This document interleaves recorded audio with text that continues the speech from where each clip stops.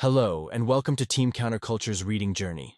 I'm Derry Curtis, and this is Sarah Palin, Michele Bachmann, Laura Ingraham, Ann Coulter, Megan Kelly, Marjorie Green, Lauren Boebert, Alexandria Ocasio-Cortez, Ayanna Pressley, Rashida Tlaib, Ilhan Omar, Jamal Bowman, Cori Bush, Paris Hilton, Alex Trebek, Pat Sajak, Vanna White, Ken Jennings, James Holzhauer, Brad Rutter, Anne Frank, Mindy McCready, Greta Thunberg, Ponyboy Curtis, Soda Pop Curtis, Steve Randall, Two-Bit Matthews, Dally Winston, Johnny Cade, Phileas Fogg, Megan Phelps Roper, Ellen Ripley, Jeanette McCurdy, Miranda Cosgrove, Archie Bunker, Lionel Frost, and Archibald Snatcher. Today, we're going to take on an idea that our creator came up with. We're going to play a TBR game for every imaginary friend she's created, including ourselves. The first imaginary friend we're doing this for is not one of us. Her name is Demi Tanner. She's a tan Pegasus. And judging from this board game, she's really wholesome and sweet. I don't know her that well. So would any of you guys like to give a better introduction? I can do it. Demi is a sweet Pegasus who is really nice if you can get to know her. She's a bit like Ponyboy in that she's kind of shy. She loves animals, has a strong work ethic, and spends most of her free time reading and listening to music. She's also a bit like me in that she has to be pushed a bit if you want her to try new things. Good description. Now, how this is going to work is we're going to spin the number wheel, move however many spaces it tells us to go, pick out a book, read it, and then when we're done, we spin again. We'll keep doing that until we get to the end. If we land on 2 blue squares in a row, we spin again and move forwards. If we land on 2 green squares in a row, we spin again and move backwards. If we land on 2 pink squares in a row, we spin again and move forwards for an even number and backwards for an odd number. Now, let's do our first spin.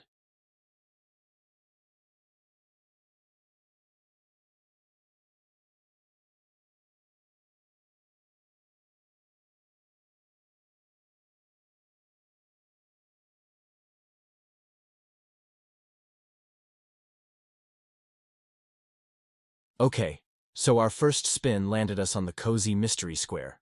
We also landed on a bridge, meaning we can cross it on our next spin. For this, we're going to read Chocolate Chip Cookie Murder by Joanne Fluke. This is the first book in the Hannah Swensen series. It apparently has recipes and is set at a bakery. Sounds fun. Let's get started. We'll see you when we're done with this book. Okay, book 1 is finished. We started this on February 1st. It is now nighttime on February 2nd. To recap, this book follows bakery owner Hannah Swensen as she does amateur sleuthing after a man is found murdered outside her bakery. What did we think of this one? I didn't care for this book. Hannah was really annoying. She kept making these illogical decisions. She was obnoxiously impulsive, and she had a really sharp tongue. Those last 2 things are traits I normally like in a heroine, but here it was so overdone that it made her look like a moron. She was also a better detective than the actual police officer, which I don't buy for 1 second. 4 out of 10. And even then I feel like I'm being generous. I'd give it a 6 out of 10. I enjoyed it, it was stupid fun, but I felt like it tried too hard to be something more than that sometimes. The descriptions of abuse and having a victim who's a complete asshole made this less cozy than it should have been. Still, I enjoyed Hannah as a character, and the bakery setting was pretty nice. The recipes were also a nice touch. This was the definition of a mixed bag for me. On one hand, I liked the bakery setting and the plot kept me reasonably intrigued. On the other hand, I agree with Archie 100% on Hannah Swensen. She was annoying for all the reasons he just said. 5 out of 10. 6 out of 10. This was pretty much carried by its atmosphere, and Hannah being a funny, if annoyingly impulsive character. The writing was basic, the plot was meh, and there was no logic to it. Also, why did that part about domestic abuse have to show up? What was the point? The setting was well described and quite enjoyable. Unfortunately, everything else ranged from meh to downright annoying, especially the utter lack of logic and, of course, the obnoxiously impulsive Hannah Swensen. Seriously, how is this woman an amateur detective? She's a moron. 5 out of 10. You guys are being too harsh. This was a fun, cozy mystery despite its faults. Granted, this is the first book I've read in this genre, so maybe I'm easily impressed. However, I still think Hannah Swensen is a fun character. I still think the plot was fun even if it was pretty illogical, and I really liked the setting. The only real criticism I have, aside from the lack of logic, is that the story puts too much focus on making Hannah more girly. What was that about? 7 out of 10.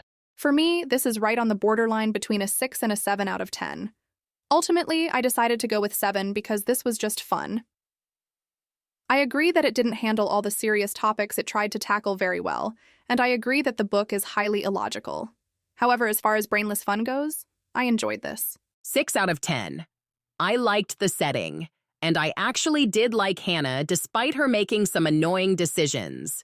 Unfortunately, the writing and plot felt a bit generic. It's a decent enough cozy mystery, but I prefer my mysteries to have more gore and less makeup and fashion. That's all. This was one of the least logical books I have ever read.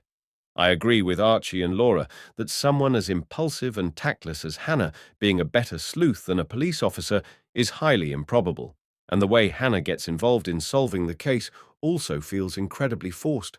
The bakery atmosphere was great, but at least for me it takes more than a good setting to make a good book. 4 out of 10. I actually thought this book was great. Sure, it has its flaws, but I thought it was a reasonably well-written little murder mystery with a sweet setting and a badass main character. Other than the admitted lack of logic and a bit of outdated language, I don't see where you can go wrong with this book. 8 out of 10. I wouldn't go that far, but I would give it a higher score than most. I really enjoyed this book. Sure, it was illogical, but who cares? It was just a cozy yet suspenseful good time with a cool main character. 7 out of 10. I really enjoyed most of this, but that domestic abuse subplot dragged the entire thing down. It just felt so grossly exploitative, like it was trying to tackle a serious issue, but the author had no idea what she was doing. Also, yeah, there was some outdated language. The main character and setting were a lot of fun, though. 6 out of 10. As a fan of cozy mysteries, this is far from the best that's out there, but it's still enjoyable for what it is. It's a fun, cozy time with some darker moments sprinkled throughout. The main character is a badass bitch. I like the setting, and while it was illogical, it was a good time. 7 out of 10. I pretty much agree with what Pat said. Love the main character and setting. One thing I will say that hasn't been brought up is how surprisingly good at building tension the author is. When I heard cozy mystery, I was expecting all the suspense to be completely sucked out. Thankfully, it wasn't. I was on the edge of my seat for a good chunk of this book. 7 out of 10. The bakery setting was cool. Unfortunately, it gets dragged down by the lack of logic and all over the place plot. Like Greta said, that whole domestic abuse plot felt entirely pointless and honestly kind of gross. It also felt like the author kept changing her mind about who the killer was partway through writing this book. 5 out of 10. This book was a lot of fun. The setting was as great as everyone is saying, and I'm in the Hannah Swenson fan club. I thought she was a fun character despite her lack of logic.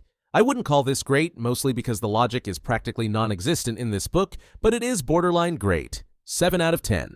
The best thing about this book was, you guessed it, the bakery setting. Hannah was okay, I guess, but I agree that her being impulsive and reckless, while also being a better detective than an actual police officer, is hilariously illogical. Other than that, the plot of this book is a mess, and it has no logic. 5 out of 10. I really enjoyed this, though I agree that it has no logic to it. It's goofy, brainless fun, and it works reasonably well for what it is. However, I will admit that the domestic abuse plot was weird and probably shouldn't have been included. Take that out and you've got a fun, cozy mystery. 7 out of 10. The bakery setting was great. However, I had really mixed feelings on our main character, to say the least. I admired her courage and spunk, but I also thought she was a complete moron who made way too many impulsive decisions.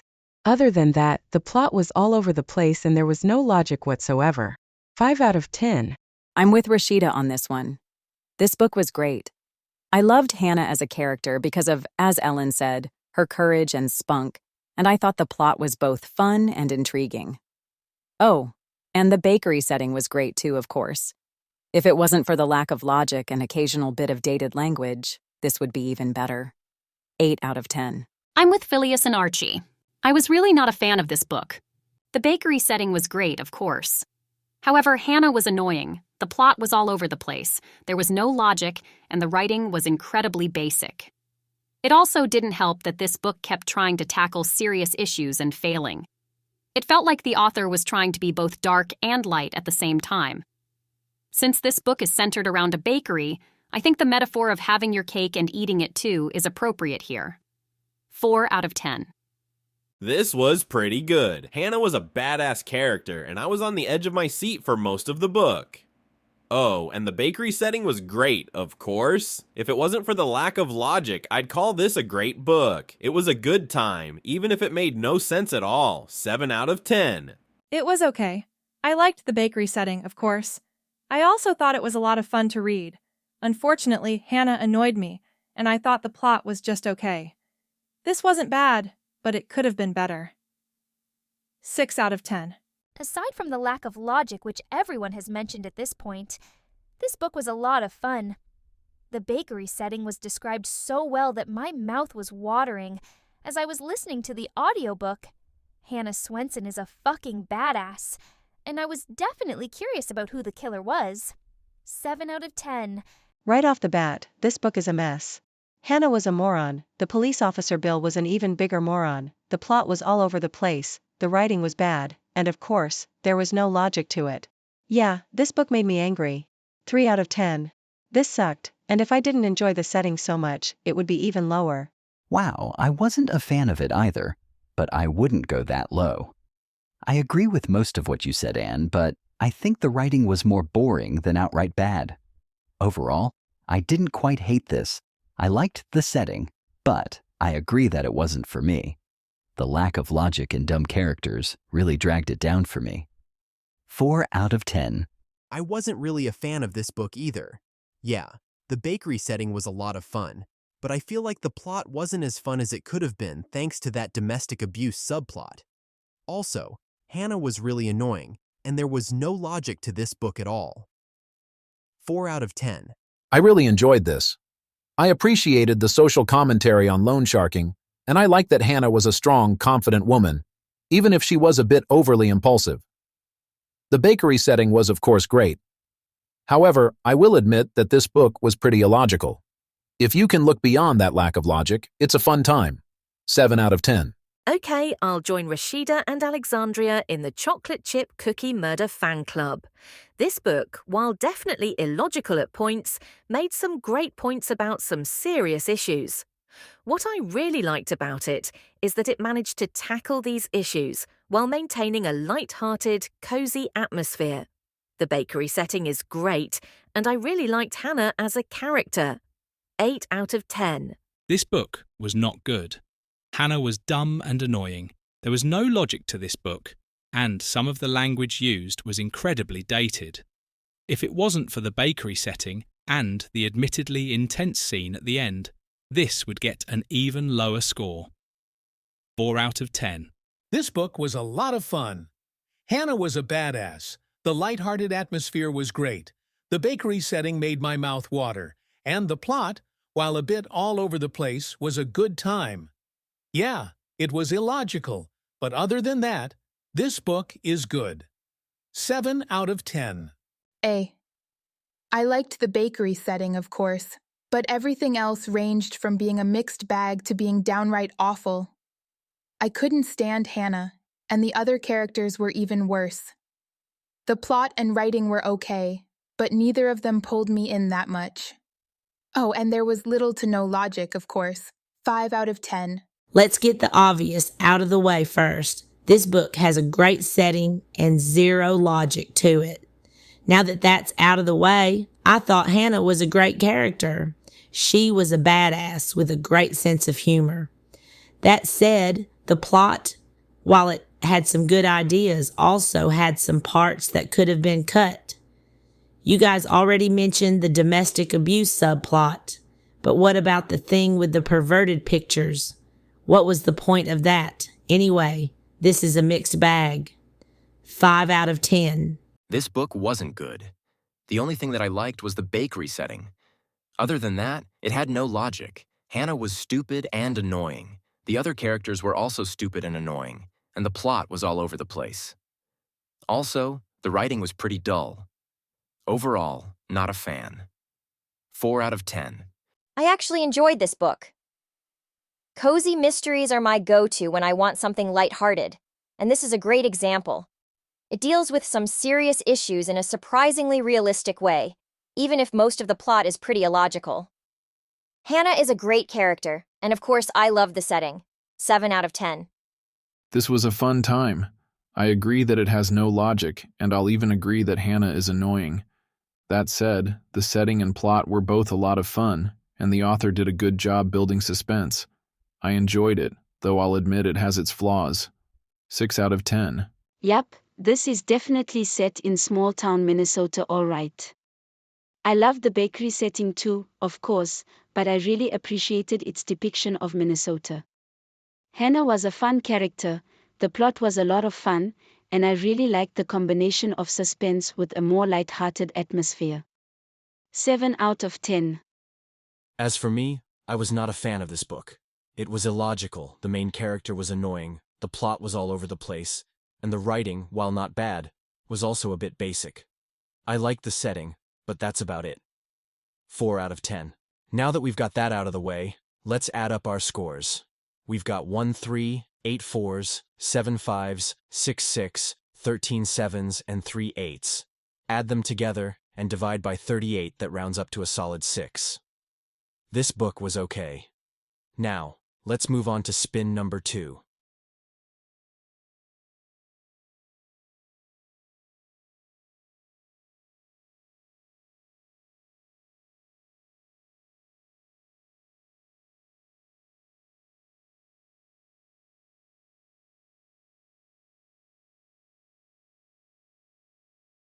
Okay, for spin number 2, we landed on F. Scott Fitzgerald, one of Demi's favorite authors. That narrows it down quite a bit. We're not going with The Great Gatsby because we're saving that one for the final spin at the end, so we'll find something else by him. After some searching, we decided to go with his first novel, This Side of Paradise, mainly because it's shorter than Tender is the Night and The Beautiful and Damned. Okay, we're gonna read this, and we'll see you when we're done. Okay. It's now approximately 7:00 p.m. on February 8th, and we have finished This Side of Paradise. It'll be hard to recap this one since it doesn't have much of a plot, but I'll try. It follows this guy named Amory Blaine from childhood to adulthood, and along the way there's some message about leftist politics and what the youth were experiencing at the time. That's the best I can do. I'll give my thoughts first since I went last for the last book. I could not stand this book. Amory himself was an arrogant, self-righteous little shit. The writing kept switching styles at seemingly random intervals, and there was virtually no plot. Not helping the lack of plot was the incredibly slow pacing, which made the whole thing boring on top of everything else. If it wasn't for the admittedly great descriptions, this would get a much lower score. As it is, 3 out of 10. Let me start my review by saying that I overheard our Pegasus friend Demi telling Archie that this is her least favorite of the 4 full-length novels by F. Scott Fitzgerald. After reading it, I get why. Amory is pretty unlikable for most of the book, and his transition to socialism seems forced at best. The style of the writing is great in my opinion, but I agree that it doesn't have much of a plot. This would be fine if our main character was a bit more likable, but he's not. The atmosphere is vivid enough that I did get sucked into it, though. The book itself was a mixed bag overall, so 6 out of 10. Let me make one thing unmistakably clear. I don't mind protagonists being assholes. However, when we're spending this much time in the protagonist's head with nothing fucking happening, it begins to get tedious. The writing style was fantastic, and I liked how descriptive it was. Unfortunately, this book felt like the epitome of style over substance. The style was good, but I wish there was more to it. 5 out of 10. I hated this book. The writing style was all over the place, the main character was an asshole with a character arc that made no sense, there was no plot, and it was incredibly boring. I don't mind slow-paced books if something interesting is going on, but here the only thing I was interested in was punching Amory in the face. I'd give this book a 1 if it weren't for some admittedly nice descriptions. 2 out of 10. Wow, you guys are being a lot harsher than I thought you would be. I enjoyed this book. Yeah, Amory's a bit of an ass, but him squandering his inheritance means that he does get his comeuppance. That, combined with a handful of relatable moments, make me enjoy reading about him in spite of myself. The atmosphere and writing are great, of course. I like the way Fitzgerald plays around with different styles. I agree that there could be a bit more of a plot, but I like what plot we do get. I'll give it an 8 out of 10. Sorry, Ponyboy, but I'm going to have to jump on the hate train. I was not a fan of this book. The atmosphere was okay, I guess, but I felt like Fitzgerald was trying a bit too hard to be descriptive. He kept adding details that could have been removed and probably would have made the story less boring had he done so. His writing style, while certainly distinct, felt a bit jumbled and all over the place. Oh, and the book had no plot, and Amory was a rubbish human. I think that says it all. 4 out of 10. I'm with Anne on this one. This book, aside from being extremely boring, was just plain hard to get through, especially with Amory being the conceited little bastard that he was. I kept wondering what the point of this book was, and when it finally got to the point in the final chapter, it felt incredibly forced. So this entire book about some random dude's life story is all building up to a lecture about socialism? Yawn. 4 out of 10. I'm with Ponyboy. You guys are being too harsh. Sure, Amory is pretty hard to like, but he has enough relatable moments to keep him interesting. The atmosphere and writing were fantastic, and as forced as the point at the end may seem, I do agree with the substance of it. On a technical level, I'll admit this book is pretty flawed. On an emotional level, however, this book spoke to me. 7 out of 10. I'm even more with Ponyboy than you are, Ayana. I thought this book was great. Sure, it's not as well written as, say, The Great Gatsby, but it's still pretty beautifully written. The atmosphere is still immersive. The main character, while a bit of a dick, was pretty well written. And while I don't agree with the message, I think it was delivered well. I agree that it doesn't have much of a plot, but everything else makes up for that. 8 out of 10. Man, you know Ken's a snob when he gives chocolate chip cookie Murder a 4, and this an 8. Anyway, this is a book that I feel could have been great if the main character wasn't such an arrogant, elitist snob. I appreciate its message of class consciousness, but having a snob as the main character kind of muddles the message. The atmosphere and writing are both decent, but that doesn't make up for the lack of plot. It might have if I didn't hate Amory so much, but as it is, this book annoyed me. 4 out of 10.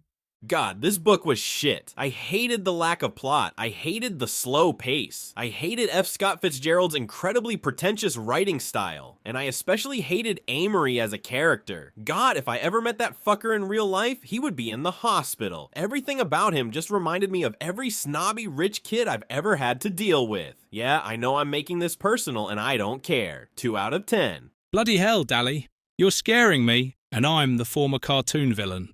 Anyway, I hated this book for entirely different reasons than most of you. Most of you hated it because its message of socialism felt forced. I hated it because of where the main character's belief in socialism comes from. You see, Amory doesn't care about the working classes. He wants socialism only because he believes that a lazy bastard like him would have a chance at success under socialism. You could argue that Fitzgerald is arguing that socialists are selfish.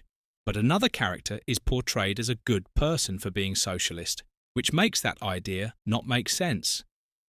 The message is incredibly muddled, to say the least, and the all-over-the-place writing doesn't help. 3 out of 10. This book annoyed me on so many levels. As a capitalist, I find it so funny that Amory, who is an obvious stand-in for F. Scott Fitzgerald, is advocating for socialism for selfish reasons while being a complete dickweed. Amory, if people like you rise to the top under socialism, then that's an argument against what you're preaching, if anything. Aside from that, the plot barely existed.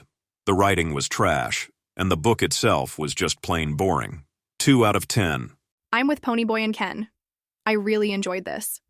Granted, I'm this group's resident F. Scott Fitzgerald fangirl, so I guess it's not surprising that I found the writing to be beautiful, the atmosphere to be immersive, and the main character to be relatable, even if he was kind of a dick. If it wasn't for that whole socialism thing at the end, this might have been a 9. As it is, 8 out of 10. I mostly enjoyed this. Yes, Amory was an asshole, but he had enough moments that I related to for me to kind of enjoy reading about him in spite of myself.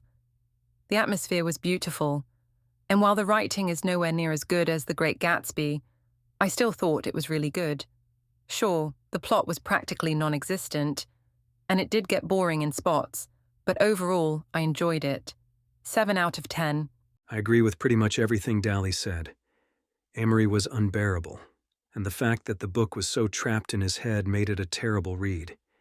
It was also incredibly boring due to its lack of plot, slow pace, and overly descriptive writing style. I don't mind descriptive writing if the description adds to the story, but here it feels like a distraction. The only thing saving this is that I could at least vividly picture the settings of this book. That's something, I guess. 2 out of 10. My problem with this book is that it's boring. 2-Bit already mentioned the slow pace, lack of plot, and overly descriptive writing style as being factors, but can I just say that what little plot we do get is completely pointless? We follow this random rich kid throughout his life. He develops very little, and then the book gives us an incredibly preachy lecture on socialism. Seriously? F. Scott Fitzgerald? You couldn't have just written an essay? 2 out of 10. It was okay. Sure, the main character is annoying. And I agree that the government controlling everything is a terrible idea no matter what muddled logic Amory is using, but the writing and atmosphere were both beautifully descriptive. Sure, it's not as good as that of The Great Gatsby, but it's still pretty great. I will admit that the lack of plot is a bit off-putting, but I think it works for the kind of story this is. It's just a shame that the main character is such an asshole. 6 out of 10. It's a mixed bag. On one hand, I liked the atmosphere, and I was also in the camp that liked the writing. Unfortunately, I could not stand Amory as a character. It wasn't just that he was unlikable, though that certainly didn't help. It was also that he felt so flat and one-dimensional. The lack of plot did nothing to distract from what a little scumfuck Amory was, which made this incredibly tedious to read despite how beautifully written it was. 5 out of 10. What annoyed me most about this book is that we're expected to sympathize with an asshole from a well-to-do background, with a nice family and a supportive friend group. He's framed as so tortured, meanwhile all his problems are entirely self-made. As someone with real problems, this was a chore to read. Also, I know F. Scott Fitzgerald would become a better writer later on, but the writing in this book is just plain pathetic. 3 out of 10. I appreciate what this book was trying to do with the whole class consciousness thing. Unfortunately, as others have already pointed at, Amory being such a little snob kind of ruined the message. The writing is beautiful, if a bit inconsistent, the atmosphere is fantastic, and as for the plot... What plot? Yeah, that's my big problem with this book. It had no plot whatsoever, and it ended up dragging despite being relatively short. 3 out of 10. Okay, controversial opinion time. I think Amory was one of the better things about this book. Yeah, he was an asshole, but I'll be damned if he isn't a compelling, detailed, relatable, and surprisingly audacious character. I liked him even though he's an asshole. That said, the lack of plot, the poor writing, and the sluggish pace dragged the entire thing down. This could have been a good book if not for those things and the incredibly forced socialist message. 3 out of 10. I'll join Ponyboy, Ken, and Paris in the This Side of Paradise fan club. I really enjoyed this book. Amory was a cunt, but I also thought he was really bloody relatable. The atmosphere is beautiful. The writing, while I will agree that it isn't as good as that of The Great Gatsby, is also beautiful. And while I agree that there isn't much of a plot, I feel like that was an intentional decision on F. Scott Fitzgerald's part. 8 out of 10. Sorry, Phileas, but to me this book is just okay. I like the writing and the atmosphere. However, while I agree that Amory can be relatable, I feel like he's relatable in a bad way. He reminds me way too much of my past self for me to want anything to do with him, and I wish he'd gotten more of a comeuppance than he did. Also, his conversion to socialism, aside from being every bit as selfish as Archibald said, is incredibly forced. 6 out of 10. For me, the only good thing about this book was the atmosphere. It was very descriptive, and I enjoyed most of the settings. However, everything else about this book annoyed me, especially the non-existent plot. This whole book just felt rambling and aimless. Amory was an asshole, and his elitism completely contradicted the whole socialist message this book was trying to send. I liked the message, but someone other than Amory should have been the one to deliver it. 4 out of 10. This book was pretty good. I agree that it isn't as well written as any of Fitzgerald's later works, but it's still descriptive and beautifully written. Amory is pretty unlikable, but he had moments of redeemability which I did enjoy. The lack of plot, while it did make this book a bit meandering, was definitely intentional and could have been a great idea if Amory was a more compelling character. Overall, I enjoyed this, though I wouldn't call it great. 7 out of 10. This book was okay, though I agree that it had pretty much no plot and that Amory was pretty unbearable. Other than that, the writing and atmosphere were beautiful. I also appreciated the message of class consciousness, though I agree that it's kind of hypocritical that Amory, of all people, is delivering it. It also seemed to come right the hell out of nowhere. One minute he's acting like an elitist snob, the next he's a socialist. Make up your mind, Amory. 6 out of 10. I mostly enjoyed this book. I liked the writing, I liked the atmosphere, and while I agree that Amory was an asshole, I also found him to be extremely relatable and interesting. The lack of plot was a bit much, though, and man, did that socialist message at the end feel forced. Aside from not agreeing with it, it does feel kind of like it came out of nowhere and doesn't make sense for Amory's character. 7 out of 10. I was really not a fan of this one. Aside from the lack of plot, shitty main character, slow pace, and inconsistent writing style, the whole thing just felt like it was trying too hard to sound pretty. It was descriptive, yes, but a lot of the shit it was describing was fucking pointless. Also, the parts of the book felt really disjointed from each other. This book just screams, I've never written a novel before. 3 out of 10. Hey, I liked the atmosphere and the message. Other than that, I couldn't stand Amory as a character, and I feel like his unlikability undercut the message a bit. The writing was okay, but I agree that this book has no plot. Overall, I'd say it was tolerable, but compared to The Great Gatsby, it definitely reads like a debut novel. There's a reason most people have to read The Great Gatsby in school, and not this. 5 out of 10. It was okay. The atmosphere was incredible, and I liked Amory even though, as noted, he's kind of an asshole. He was a compelling character in spite of his flaws. I will admit that the lack of plot turned me off a bit, especially since the writing, while beautiful, was a bit all over the place in terms of style. Also, the socialist message at the end felt really forced, really out of nowhere, and really stupid. 6 out of 10. I enjoyed this book, though I agree that by the standards of F. Scott Fitzgerald it's kind of weak. The lack of plot and only okay writing style dragged it down, along with the incredibly forced socialist message. I did enjoy the atmosphere, and Amory as a character made up for his lack of likability with a fair amount of relatability. He was a snob, but he was an intelligent snob, which basically makes him a stereotypical Jeopardy contestant or fan. 7 out of 10. I wasn't a fan of this one. It had no plot. It was boring. The writing was okay, but all over the place. And Amory was such a little shit. Seriously, fuck Amory with a pair of pliers. Other than that, the atmosphere was incredible, and I liked the message. I just wish someone who wasn't a douchebag was delivering it. Again, fuck you, Amory. 4 out of 10. I hated this book. Amory was intolerable. He was such an elitist snob who was the epitome of everything wrong with rich people that I couldn't help but hate him. There was no plot, the writing was terrible, and whoever thought having a snobbish main character deliver a monologue about how great socialism is should never have been an author.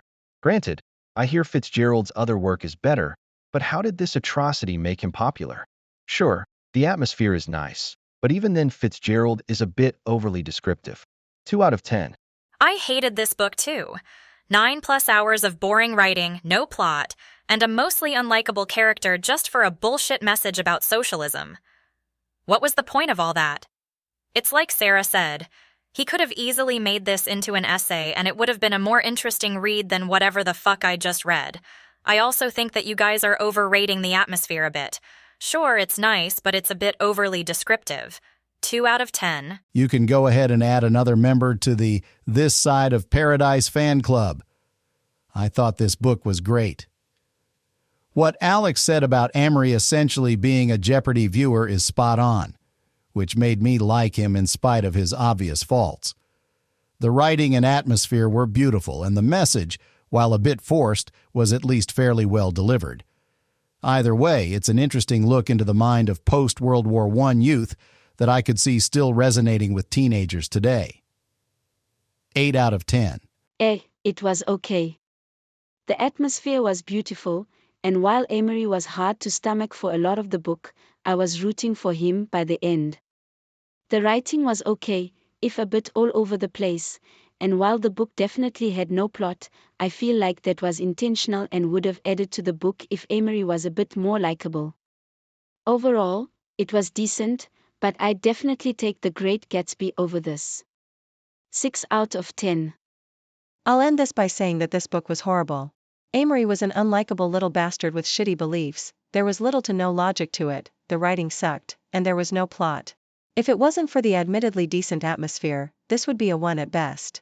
As it is, it gets a 2 out of 10. Now, let's move on. Okay, so that's 8 2s, 6 3s, 5 4s, 3 5s, 6 6, 5 7s, and 5 8s. Wow, we're much more divided on this one than we were with Chocolate Chip Cookie Murder. However, all those numbers average out to a light 5.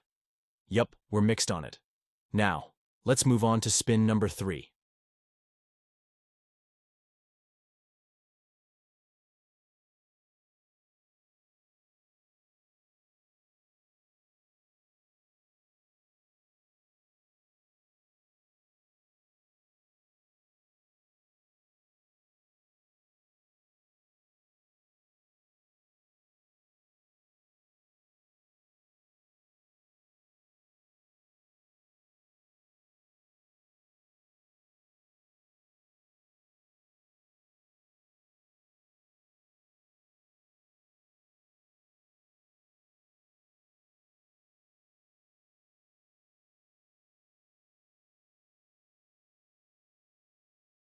Well, we spun a 9, but unfortunately that means we landed on 2 pink spots in a row.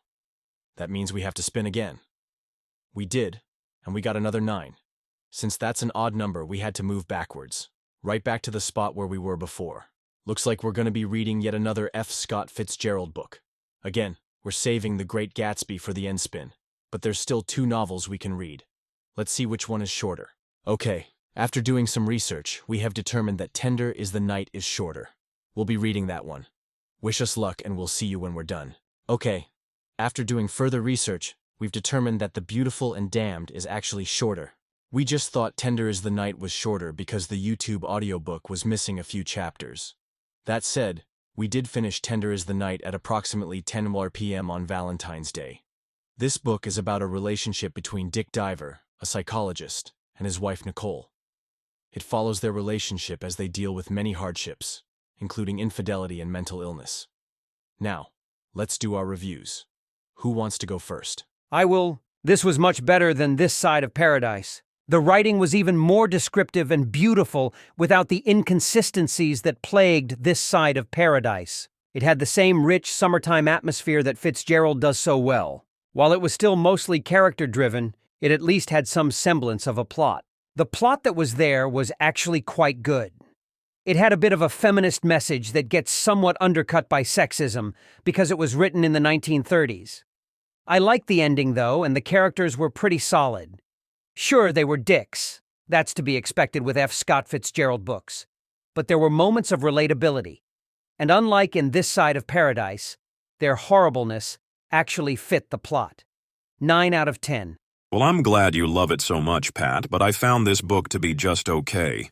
It's a lot better than the atrocity that is This Side of Paradise, but I still didn't enjoy any of these characters outside of Nicole. I get that their unlikability is the point, but when we're so in their heads with very little happening, it ends up being kind of a slog to read.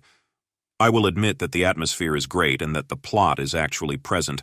I also really enjoyed the writing in this one. It proved to me that Fitzgerald does have the potential to write a good book. This just isn't it.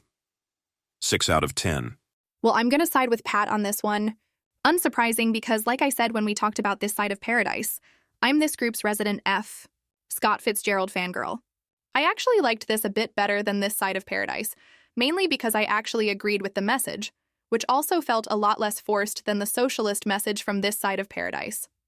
Sure, there are moments that contradict the feminist message this book was going for, but like Pat said, it was published in the 30s.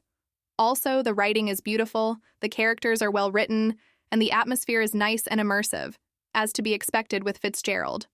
9 out of 10. Hey, it's better than This Side of Paradise. However, I still hated being in the heads of these characters who aren't likable and who remind me a bit too much of every snobby rich kid I've ever had to deal with. The writing is decent, if a bit overwritten, and this book did have an actual plot to it. That said, I still found most of this book to be pretty boring due to its slow pace and lack of anything exciting happening. I will say the atmosphere was great. Overall, this was a mostly mediocre book with some good things and some bad things canceling each other out.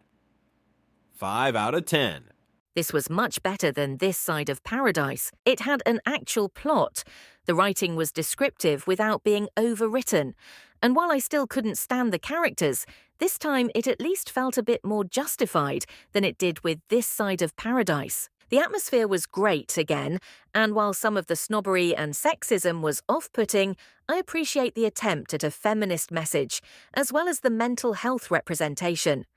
I wouldn't call this a great book. I still hated the characters and the plot was a bit boring at points, but I still really enjoyed this. 7 out of 10. F. Scott Fitzgerald made a good book this time. I really enjoyed this one. Sure, there wasn't much of a plot, but what plot was there was interesting and well written. The atmosphere and writing are both even better than they were in This Side of Paradise, and I already thought they were great in that one. The only thing I didn't like as much were the characters. I get that they weren't meant to be likable, but I agree that being in their heads all the time in such a character-driven story was a bit draining after a point. That said, they were pretty well written. 9 out of 10. This was like This Side of Paradise, this book was filled to the brim with unlikable characters. Unlike This Side of Paradise, the characters didn't even have the decency to be relatable or even interesting. Seriously, fuck these characters. The plot existed, which is a plus, but it was also boring.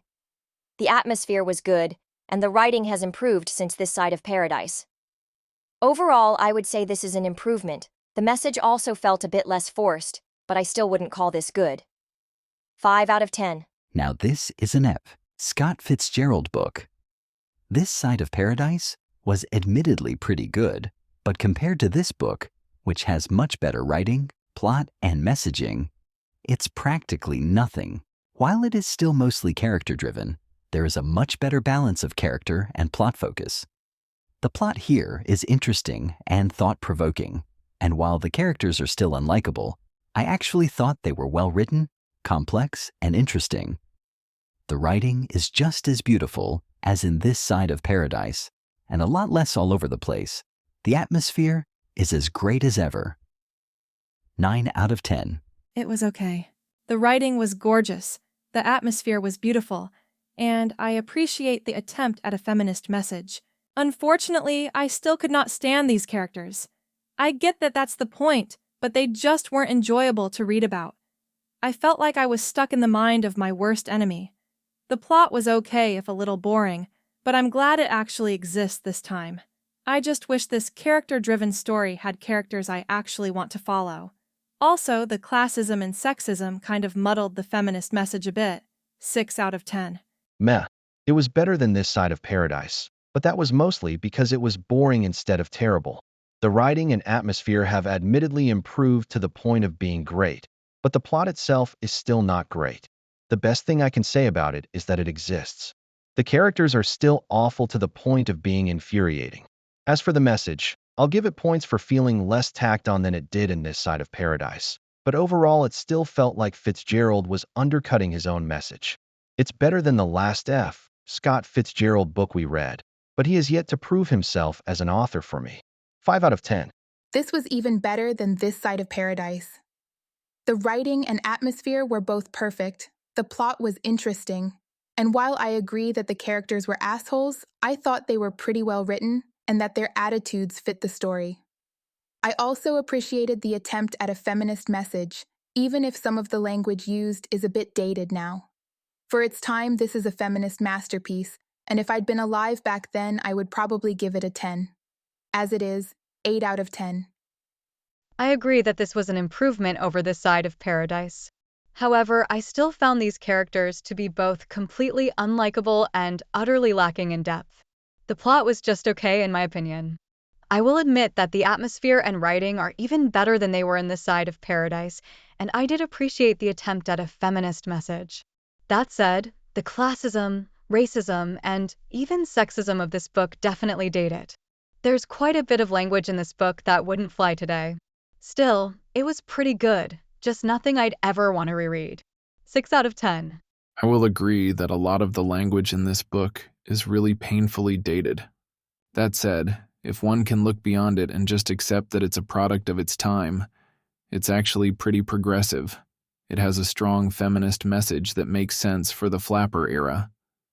Also, the writing is great, the atmosphere is beautiful, and while the characters are pretty hard to stomach, I thought they were reasonably well written.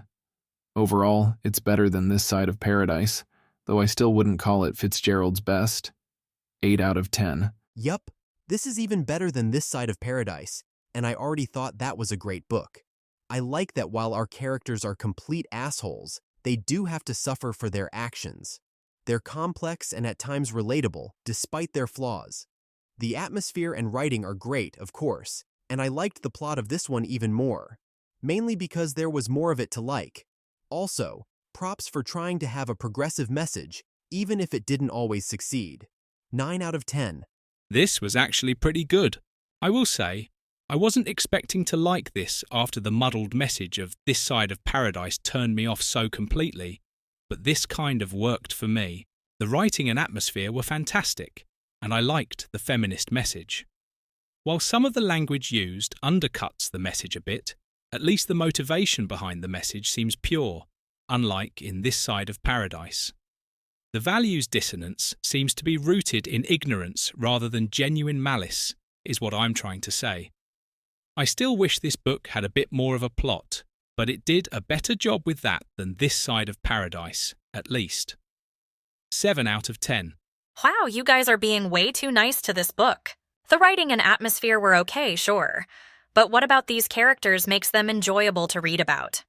Like how This Side of Paradise was following the boring life of an unlikable little shit just to make a dumbass point about socialism, this book is following the boring relationship of a couple of unlikable little shits just to make a dumbass point about feminism. I will admit, the writing is better, but that doesn't save this. 4 out of 10. I know pretty much everyone so far has said that this is better than This Side of Paradise, but for me they're about equal. This one also had a great atmosphere and writing with a decent but bland plot, and characters that were relatable and reasonably well written without being likable.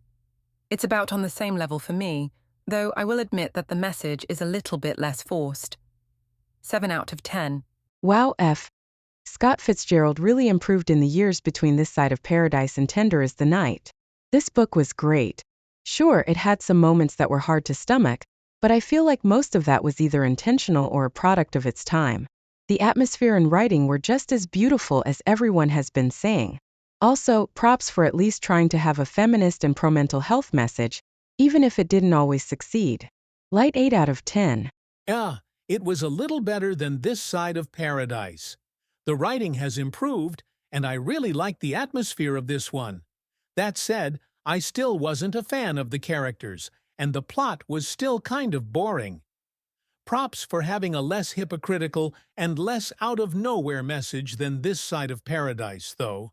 This was almost a 7, but it didn't quite make the cut. 6 out of 10. This was pretty good, though the obvious racism, classism, and sexism dragged it down. Props for trying to have a feminist message, and I will admit, it was less hypocritical than the socialist message from This Side of Paradise. But unfortunately, it was still somewhat hypocritical. Still, the writing and atmosphere were great, and the plot was okay. I just wish the characters were a bit less insufferable. I get that some of that was intentional, but there was enough unlikability that didn't need to be there for it to annoy me. Again, there's a reason kids read The Great Gatsby in school and not this. 7 out of 10. I liked this even better than This Side of Paradise. The writing was even better. The atmosphere was just as good, if not better, and the plot, while still a bit in the background, was extremely well done. The characters, while they were pretty unbearable, were extremely well written as well. This book was just a well-written feminist masterpiece that, while a bit dated, is still a really great read. 9 out of 10. This book was even better than This Side of Paradise, though not by much. The atmosphere and writing were beautiful. I appreciated the feminist message, and the characters, while they were bloody horrible as people, were actually quite interesting to read about. The plot in this one was also great, and the slow pace actually worked to this book's advantage in that I kept wondering where the plot was going. If it wasn't for some dated language, this would be a 9. As it is, 8 out of 10. I'm gonna side with Lauren on this one. I was not a fan of this book. Sure, it was better than This Side of Paradise, but not by much. The characters were still fucking annoying, and I still hated being in their heads. The writing, while less overly flowery than This Side of Paradise, still goes a bit overboard with the description. The plot is still boring, even if it does exist. So yeah, better than This Side of Paradise, but still nowhere close to good. 4 out of 10. This book is just okay. I love the atmosphere, and the writing, while still a little overly descriptive, has definitely improved. Unfortunately, the plot was boring and the characters were still intolerable. I hated being in the minds of this group of snobs for an incredibly slow 459 pages. Yeah, this one was a mixed bag, even though it was better than This Side of Paradise. 6 out of 10. This was a mixed bag. I loved both the atmosphere and the writing, but the characters and plot had the exact same problems as This Side of Paradise. By that I mean, we're expected to sympathize with unlikable characters whose problems are entirely self-made. It's not fun or interesting to read, though it is done slightly better than it was in This Side of Paradise. 5 out of 10. I kind of agree with Jeanette about this being a mixed bag. I enjoyed the atmosphere, I enjoyed the writing a lot more than I did with This Side of Paradise, but I still did not enjoy being in Dick Diver's head any more than I enjoyed being in Amory Blaine's head. He was just so unlikable and not relatable or interesting enough to be enjoyable as a character. Also, the plot was incredibly dull. 5 out of 10. This was a good book. The writing and atmosphere were every bit as great as all of you have said. The plot, while pretty slow, managed to keep me interested the whole way through. That said, I could not stand these characters. Yes, I know they're supposed to be unlikable, but being this in their heads for this long without much interesting character development was a tad annoying. Other than that, I appreciated the feminist message and the portrayal of mental health. 7 out of 10. The atmosphere was great, but the overall plot was boring and I hated the characters. I'm sorry, but I just don't understand what the appeal of reading hundreds of pages from the perspective of an unlikable character is when they get no redemption and the story is this character-driven. I will admit that the writing has gotten less obnoxiously flowery since This Side of Paradise, but the boring plot combined with the terrible characters balance it out to a light 5 out of 10. This was a great book.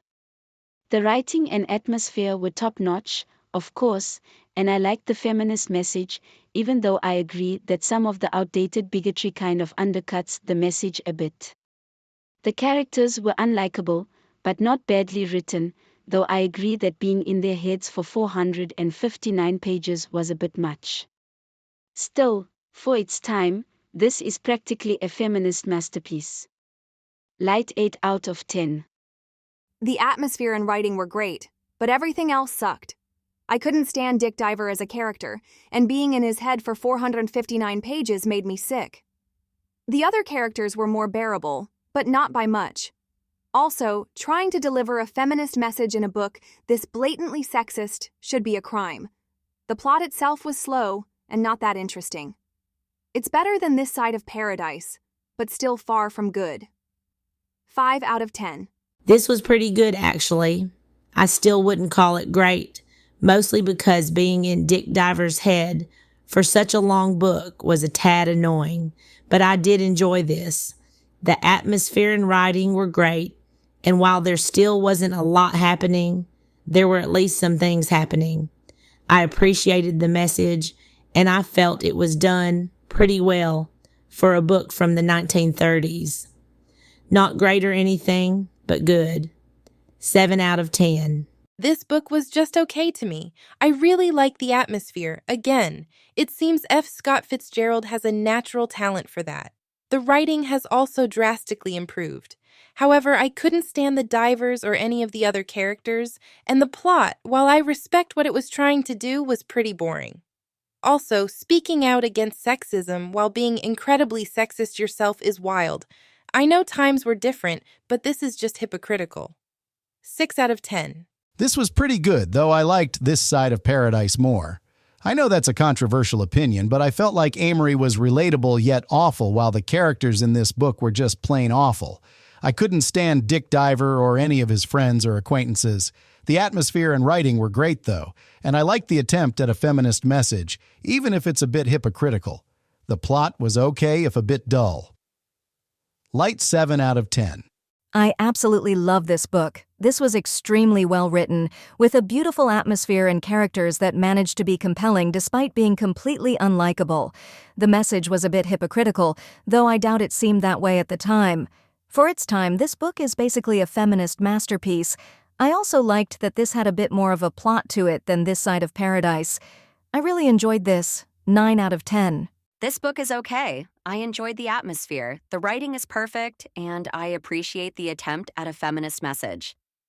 Unfortunately, the characters being complete assholes combined with the sexism kind of muddled the message a bit. There were parts of this that I really enjoyed, but there was so much dated bullshit that I can't quite call it good. 6 out of 10. I enjoyed This Side of Paradise, but this book might be even better. The writing has improved, there's more of a plot, and I found the characters to be pretty interesting even though they were complete assholes. The atmosphere is every bit as great as that of This Side of Paradise, and I loved the feminist message. Sure, it's a bit hypocritical, but it was written in 1934. What do you expect? 8 out of 10. This was pretty good, actually. Yeah, the characters still sucked, and I wish they'd gotten more consequences than they did. Thankfully, this was counteracted by beautiful writing, an immersive atmosphere, and some actual interesting moments. I also appreciated the feminist message, and I imagine this book was pretty progressive for its time. That said, it definitely has some dated moments, but overall, it was pretty good. 7 out of 10. As for me, I thought this book was okay. I really liked the writing and atmosphere. But the plot was just okay, and I still hate these characters. Seriously, why does F. Scott Fitzgerald enjoy writing these dumb, shallow, unlikable characters? What is the point? Other than that, it was decent. It could have been great, though. 6 out of 10. Now let's add up the scores. We've got 2 4s, 7 5s, 8 6s, 8 7s, 6 8s, and 7 9s. That averages out to a solid 7 out of 10. This was good, according to most of us. Now that we've voiced our thoughts, let's do spin number 4.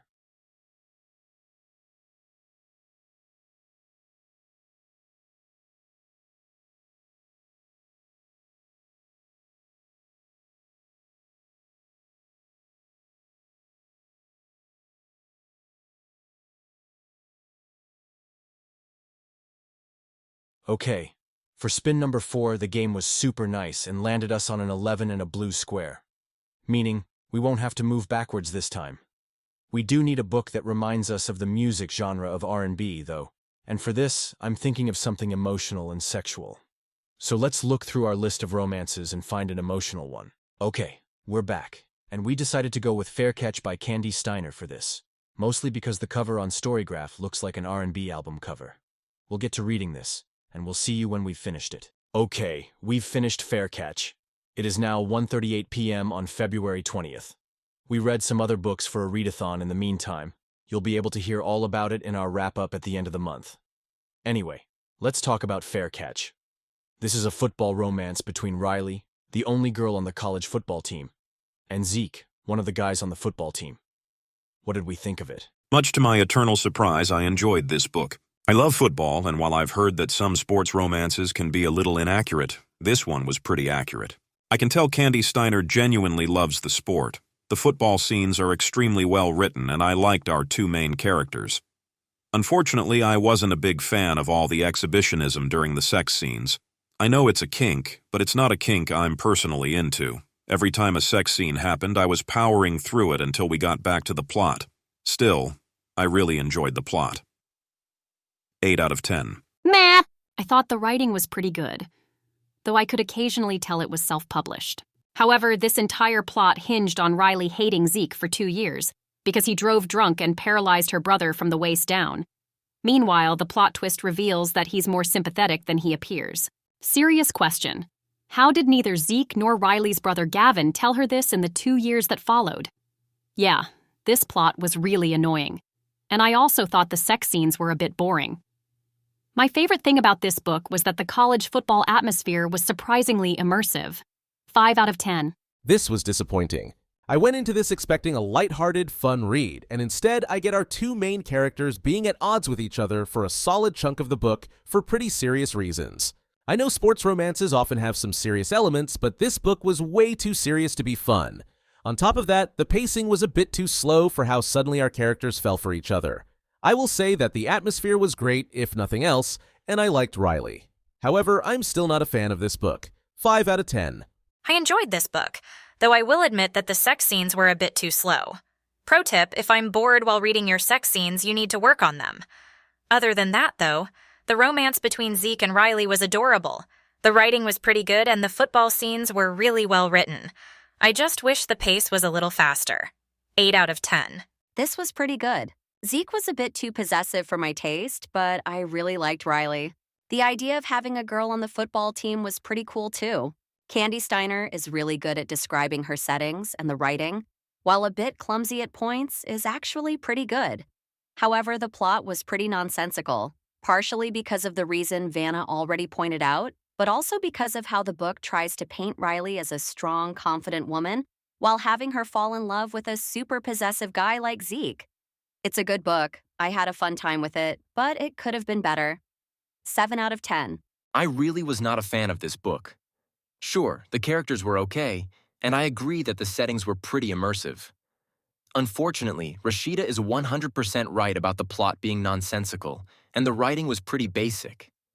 I get that it's just meant to be stupid fun, but it leans so far into the emotional side of the story that it doesn't even manage to be that. It's not a good book. 4 out of 10?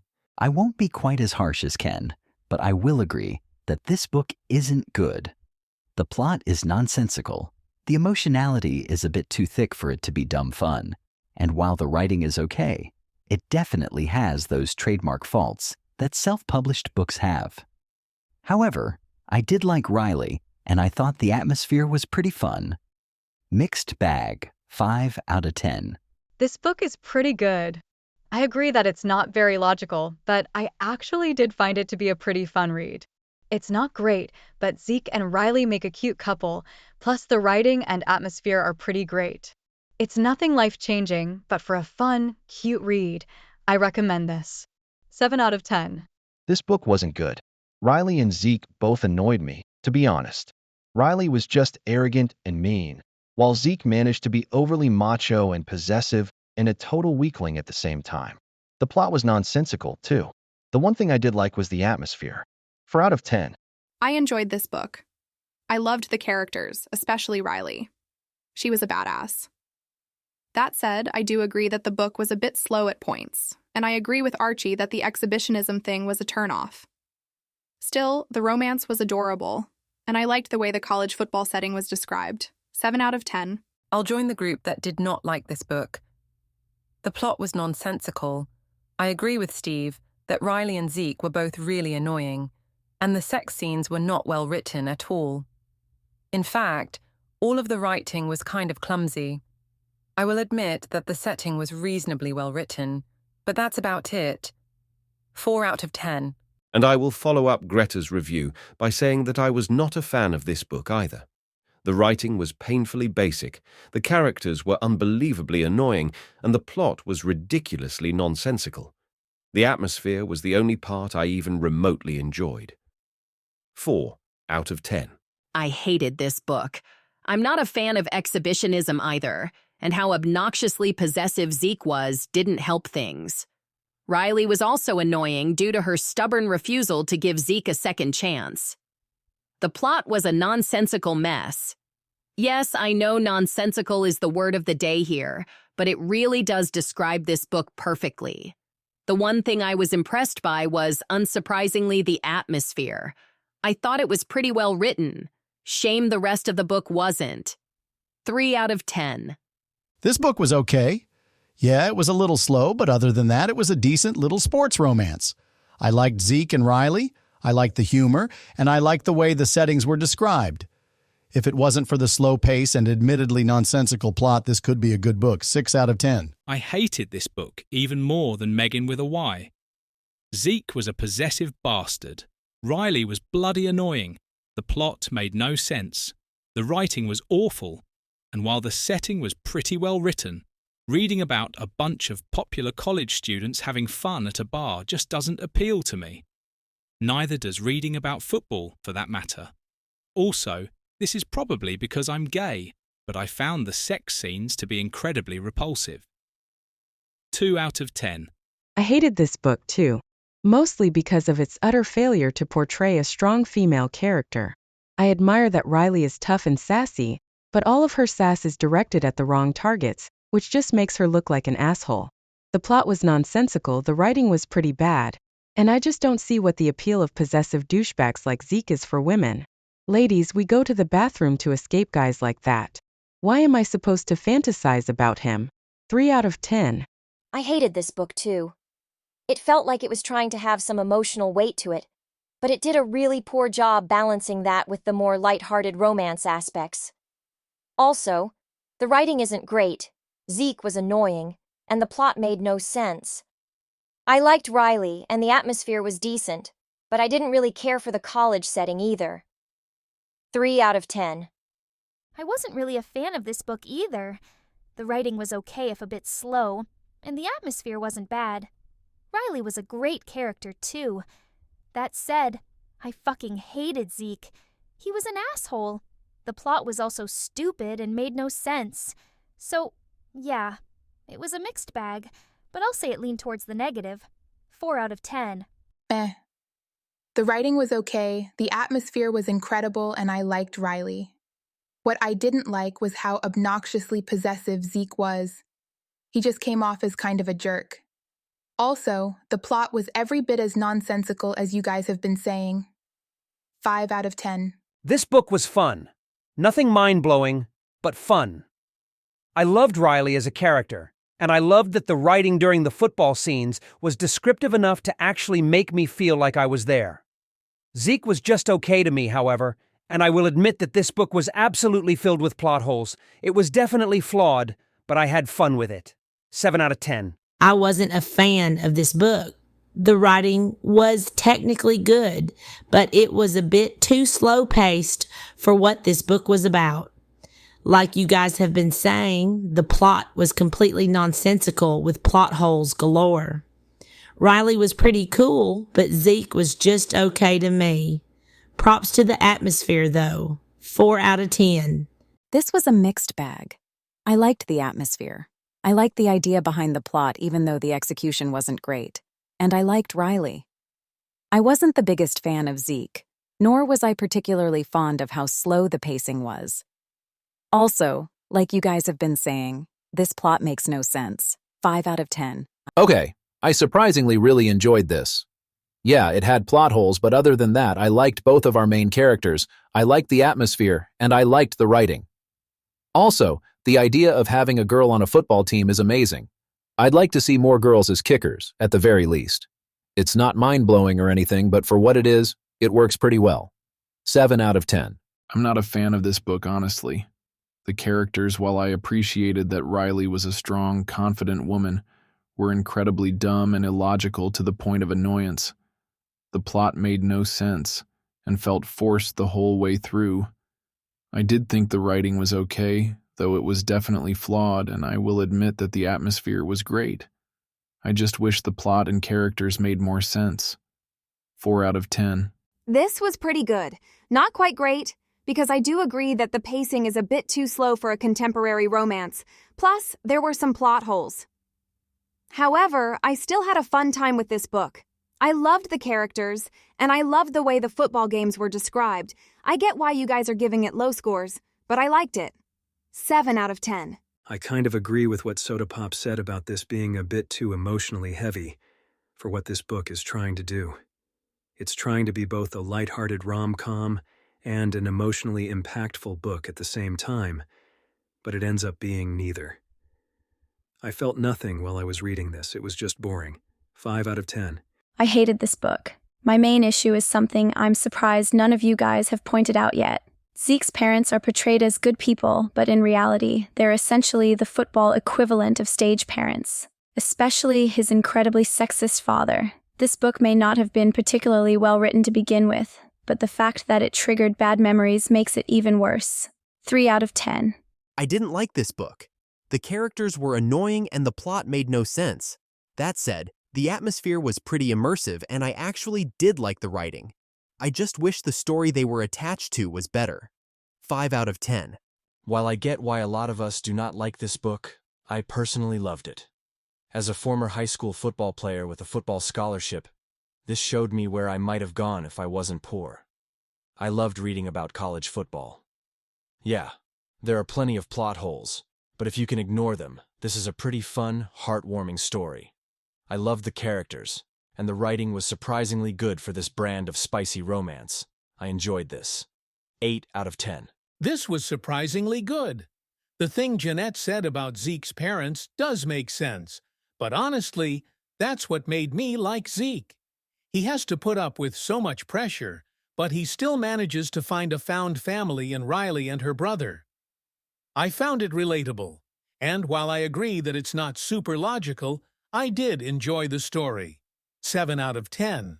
I really liked the writing in this one, and I also thought the atmosphere was surprisingly immersive. However, I hated these characters. They were super illogical, Zeke was obnoxiously possessive, and Riley was just annoying. The plot was also full of holes. Very irritating. 5 out of 10. I didn't like this book. The slow pacing and incredibly forced plot made it a slog to get through. On top of that, Riley was the only character I really liked. Zeke sucked. I will admit that the atmosphere was great, but man was the writing terrible. It also did a terrible job tackling the serious issues it was trying to address. 4 out of 10. I didn't like this book either. The characters were annoying, the plot made no sense, and the relationship happened way too suddenly after that slow build-up. I will say that I liked the writing and the atmosphere. However, that's not enough to save this book. 4 out of 10. I enjoyed this. The writing was great, the atmosphere really sucked me in, and I liked both of our main characters. I will admit there were plot holes, but overall this was a fun yet emotional romance that, while not mind-blowing, was pretty good for what it was. 7 out of 10. I hated this book. The characters were annoying, the writing was terrible, and the plot was both highly illogical and full of subplots that went nowhere. The one thing I did like was, of course, the atmosphere. It captured what it was like to be in a stadium full of cheering football fans pretty well. Other than that, no thank you. 3 out of 10. This wasn't a good book. It was trying to be light-hearted and fluffy, but it was so overly emotional that it didn't feel that way. As an emotional book, the topics are handled without a lot of care or consideration. The atmosphere was admittedly pretty good, and the writing was okay. Other than that, I did not care for it. 4 out of 10. This was a good book. I agree that there were quite a few plot holes, but other than that, I really enjoyed this. Riley and Zeke made a cute couple, and the emotional elements added depth to a pretty fluffy story. Also, props to Riley for playing college football as a girl. 7 out of 10. And I'll end this by saying that I did not like this book. The characters were annoying, the writing was overly slow, and the plot had enough holes to give me trypophobia. The one thing I did like was, say it with me, the atmosphere. Other than that, I'm not a fan. 4 out of 10.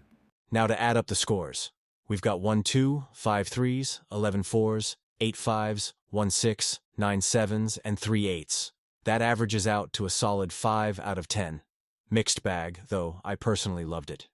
Anyway, let's do spin number 5.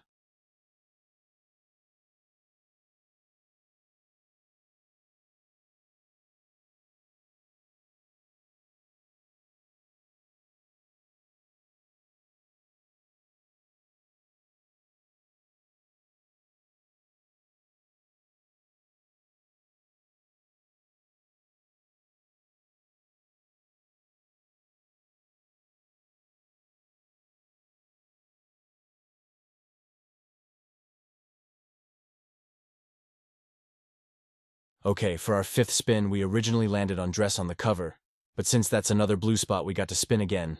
We then landed on another music-related prompt, pop music vibes. Now, for this one, we were thinking another romance would fit this prompt. However, since pop music tends to be a bit more glamour-focused, we decided to pick either a billionaire romance or something vacation-related. After much debating, we decided to go with The Unhoneymooners by Christina Lauren. We'll see you when we're done with this book. Okay, it is now past 11 p.m. on February 22nd, and we have finished The Unhoneymooners by Christina Lauren. This was a romantic comedy in which everyone gets food poisoning at a wedding except Olive, the bride's sister, and Ethan, the groom's brother.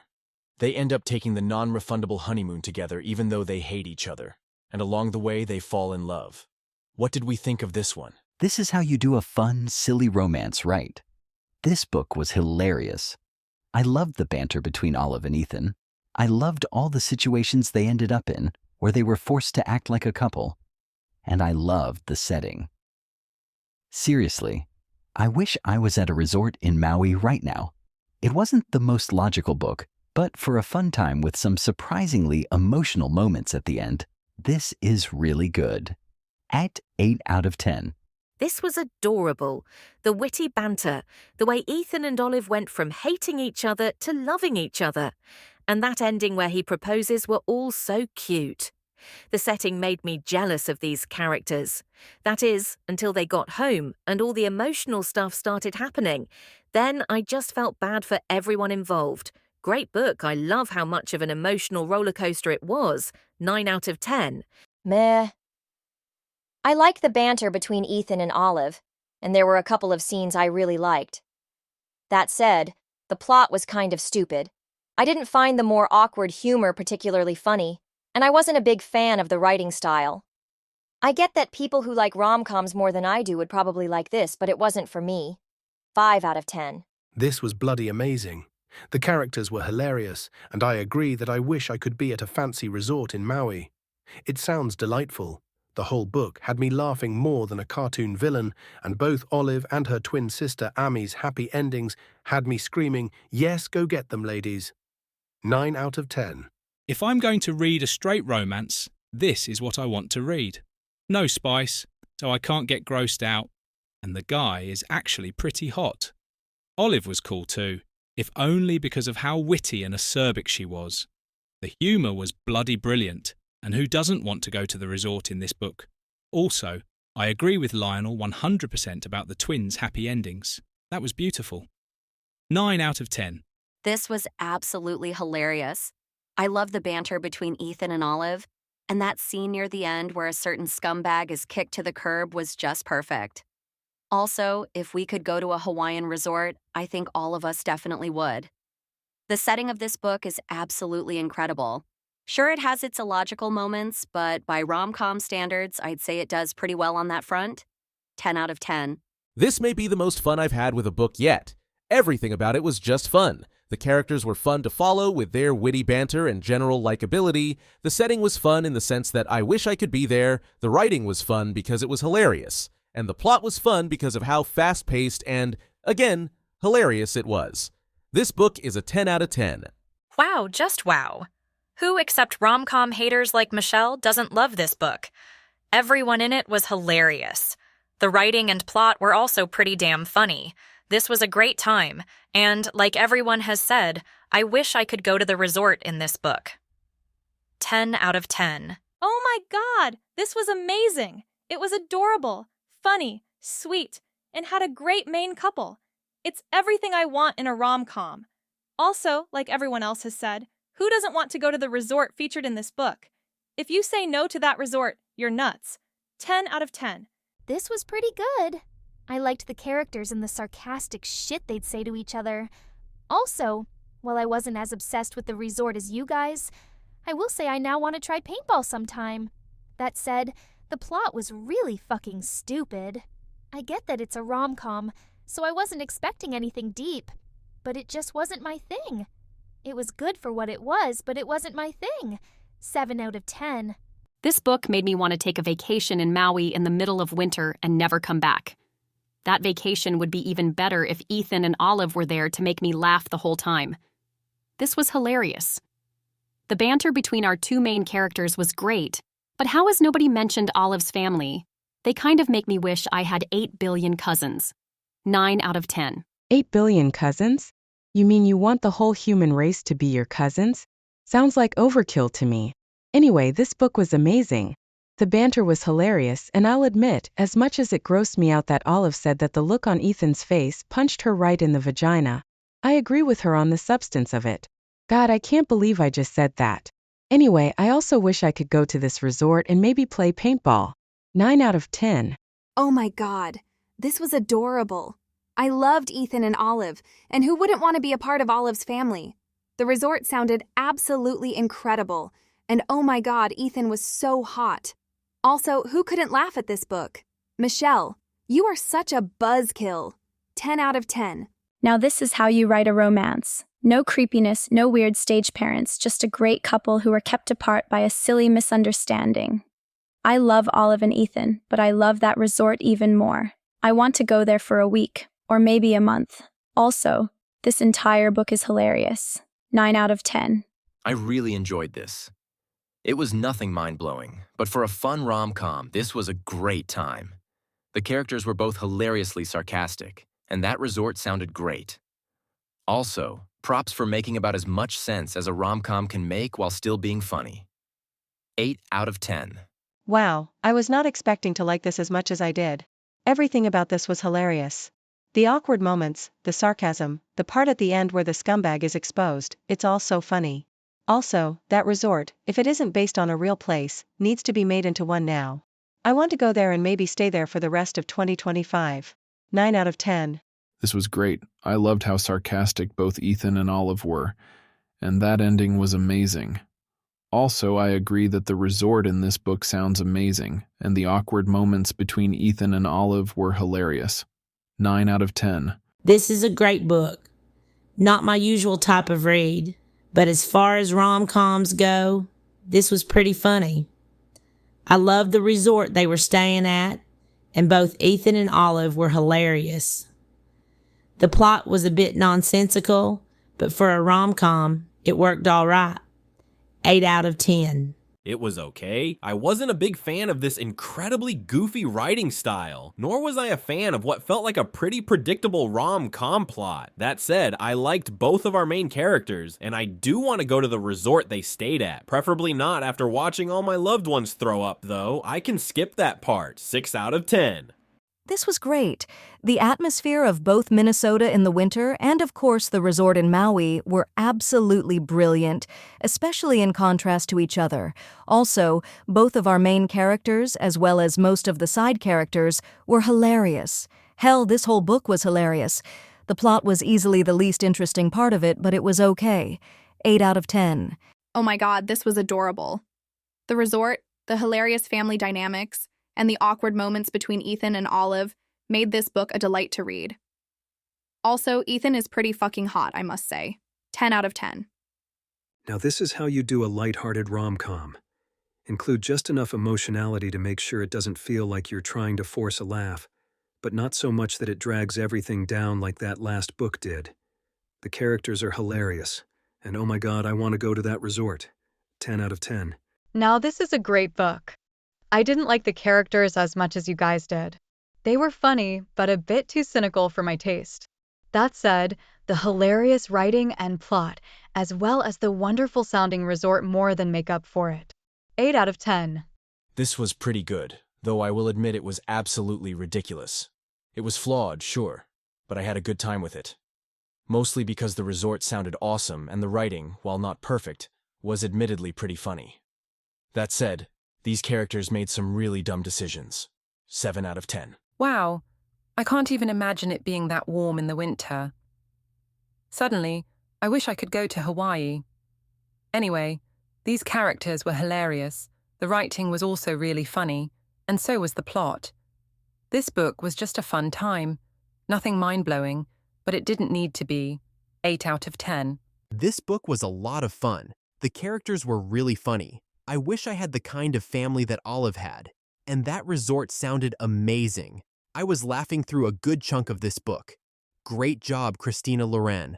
I hope you ladies continue to impress me in other books. 8 out of 10. This was on the low end of great for me. I loved the characters, especially Olive for having the courage to stand up for her sister, even at the expense of her and Ethan's feelings. The book itself was really funny, though near the end I was feeling bad for the characters. Also, who doesn't want to go to that resort? That said, the plot was pretty nonsensical. 8 out of 10. This book was amazing.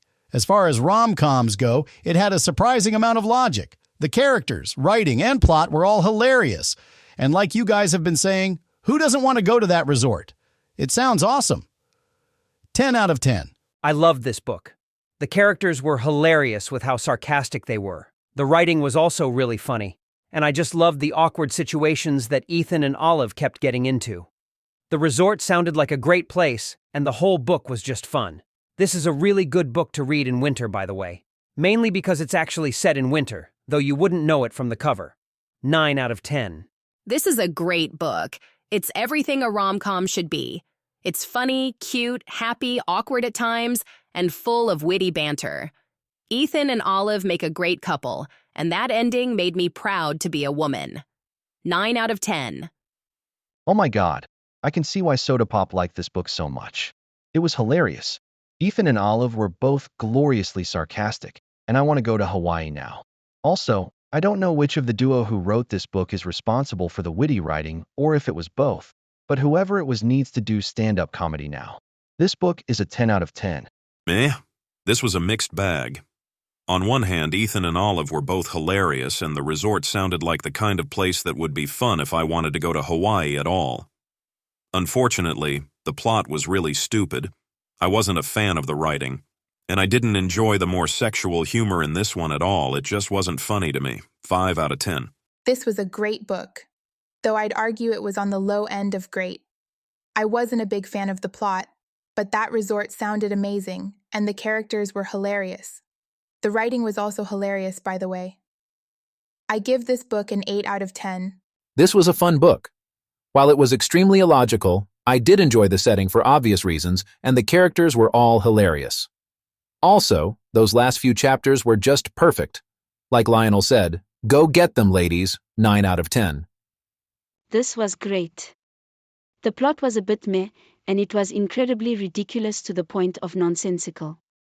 For what it was, though, it was a lot of fun. The characters were hilariously sarcastic. I loved Olive's family, and oh my god, I want to go to that resort. The writing was also hilarious, and I loved the brand of humor this book had. Also, that ending was beautiful. 8 out of 10. This one was amazing. It was so much fun. Not only was it hilarious, but I want to go ziplining and play paintball at that resort. Now. In all seriousness, though, Olive and Ethan seem like cool characters, and the humor was great. Also, I love the fast pace of this book. 10 out of 10. This was a hilarious book.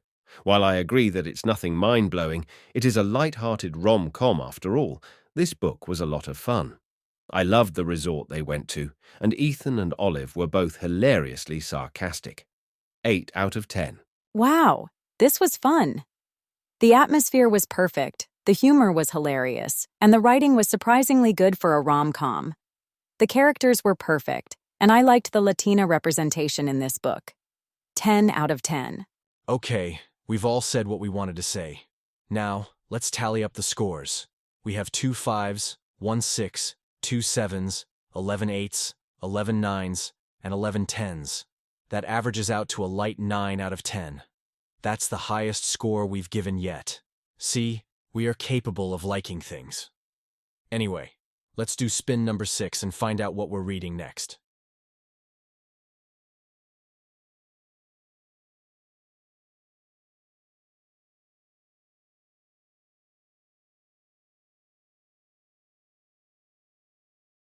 Okay, so with spin number 6, we have made a great leap in this game and moved forward 1 space. We also got a pretty hard prompt. A book that features an equine? That was hard to think of and required much discussion, but eventually we thought, doesn't Demi like classics? And isn't Black Beauty a classic? Upon looking it up, we realized that not only is it a classic, it's under 300 pages, which means the audiobook should be quick. We're gonna read this, and we'll see you when we're done. Okay, it is now a bit before 11 p.m. on the 23rd of February. We have finished Black Beauty. This was a story about a horse who was sold a bunch of times, sometimes to kind masters and sometimes not. What did we think of it? This book was amazing. I love books that are written from the point of view of animals, especially when they're at least somewhat realistic. This book had some anthropomorphization, but overall it felt like a real horse. The writing was beautiful, and man did this book tear at my heart. Also, props for speaking out in favor of animal rights in the 1870s. 10 out of 10. This was adorable. Unlike a certain book that we read during that 48-hour readathon that was also written from the point of view of a traumatized animal, this felt genuinely compassionate instead of like torture porn. I loved the main character. I loved the beautiful yet accessible writing, and I almost cried several times while reading this. I'm glad it ended happily, but still. 9 out of 10. Loved this book, even though it broke my heart. Black Beauty seemed like a beautiful horse, and I felt this book had a good balance of sad and happy moments. This book hit me right in the heart, but it was a heartache I enjoyed. 9 out of 10. This was good. I liked Black Beauty as a character, and I thought the writing style was pretty accessible for an 1800s book. That said, I'm not a big fan of these slow, character-driven stories, generally speaking. This was better than most, but as a plot-driven reader, I wish there was more going on. 7 out of 10. Here's an interesting idea. What if someone combined hard-hitting literary fiction with children's literature? Well, if you did that, you'd get Black Beauty. This is a fantastic book that actually made me tear up a few times. I loved the horse characters and all the social commentary that still feels relevant today.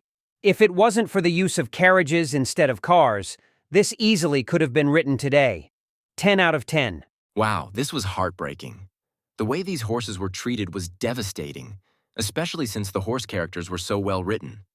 Also, what Pat said about the still relevant social commentary couldn't be truer. Everything about this book is great. 10 out of 10. This was great. I love Black Beauty as a character, and the writing was incredible. That said, I kind of agree with Steve that there could have been more of a plot. Still, it's a great gut-wrenching book that still feels relevant over 100 years later. 8 out of 10. Oh my God, this book tore my heart to pieces. I loved Black Beauty as a character, and all the situations he ended up in either made me smile or wrecked me. The writing was absolutely gorgeous too. 10 out of 10. This was amazing. I was close to crying for a good chunk of this book. The writing was great. I loved our main character, and oh my God, that social commentary. I was not expecting this book to be so timely. 10 out of 10. I love this book. The horses all made great characters with distinct, complex personalities, and man, this book was sad and adorable at the same time. I love the writing style, and shout out to this author for writing her one and only book later in life and having it become so popular. 9 out of 10.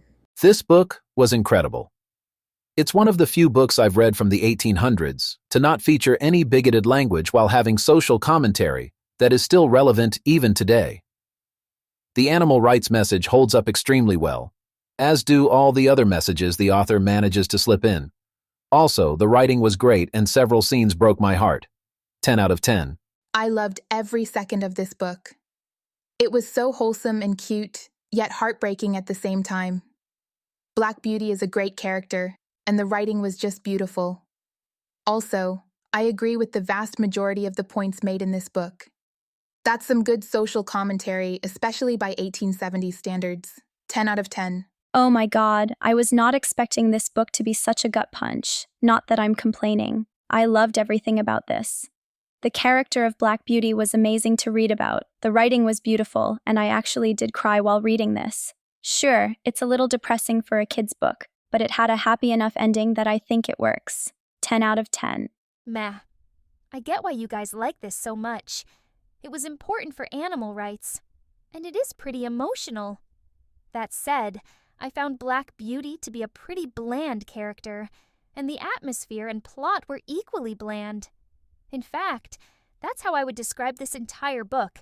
Really fucking bland. 5 out of 10. This was pretty good. I liked how much it tore at my heartstrings. That said, I agree with Mindy that the character of Black Beauty felt pretty bland. I would have preferred his friend Ginger to be the main character, and for her to get the happy ending. That said, the plot and writing were both really good. 7 out of 10. This book was incredible. I loved Black Beauty as a character. I thought he was so sweet and cute. The writing was great, and yeah, I cried a couple times during this. Everything about this book is amazing. 10 out of 10. That poor horse. This book probably would have made me cry if I hadn't been through so much myself. I loved the writing and I loved all the horse characters. Man, humans are cruel, aren't we? 10 out of 10.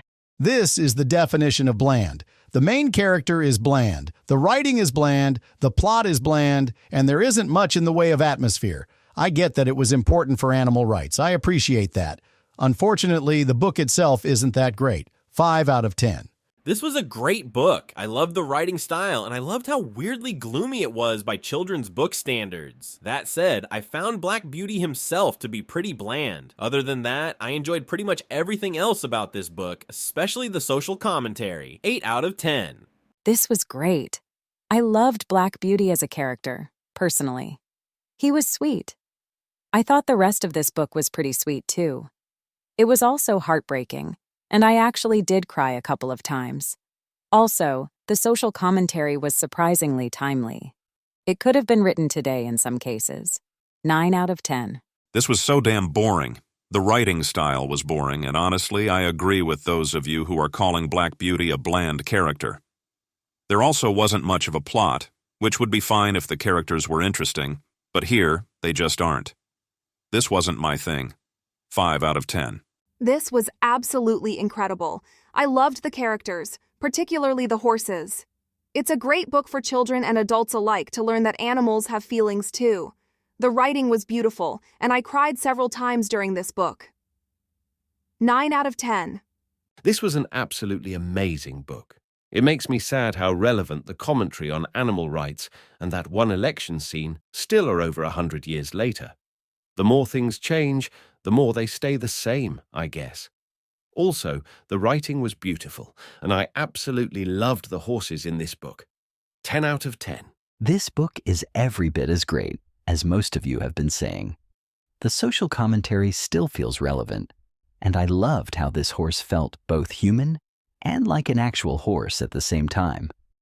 I know my wording sounds weird, but you know what I mean. The writing is also quite beautiful. 9 out of 10. Well, I am Pony Boy, so naturally I love everything about this book and am giving it a 10. Just kidding. I'm giving this book a 10 out of 10 because I love how beautiful yet accessible the writing is, and also because it was so damn adorable yet so sad. I loved every minute of this book. Insert jokes about my name here. This was a great book, though I'd argue it's on the low end of great. This is mainly because I found Black Beauty himself to be a bit bland.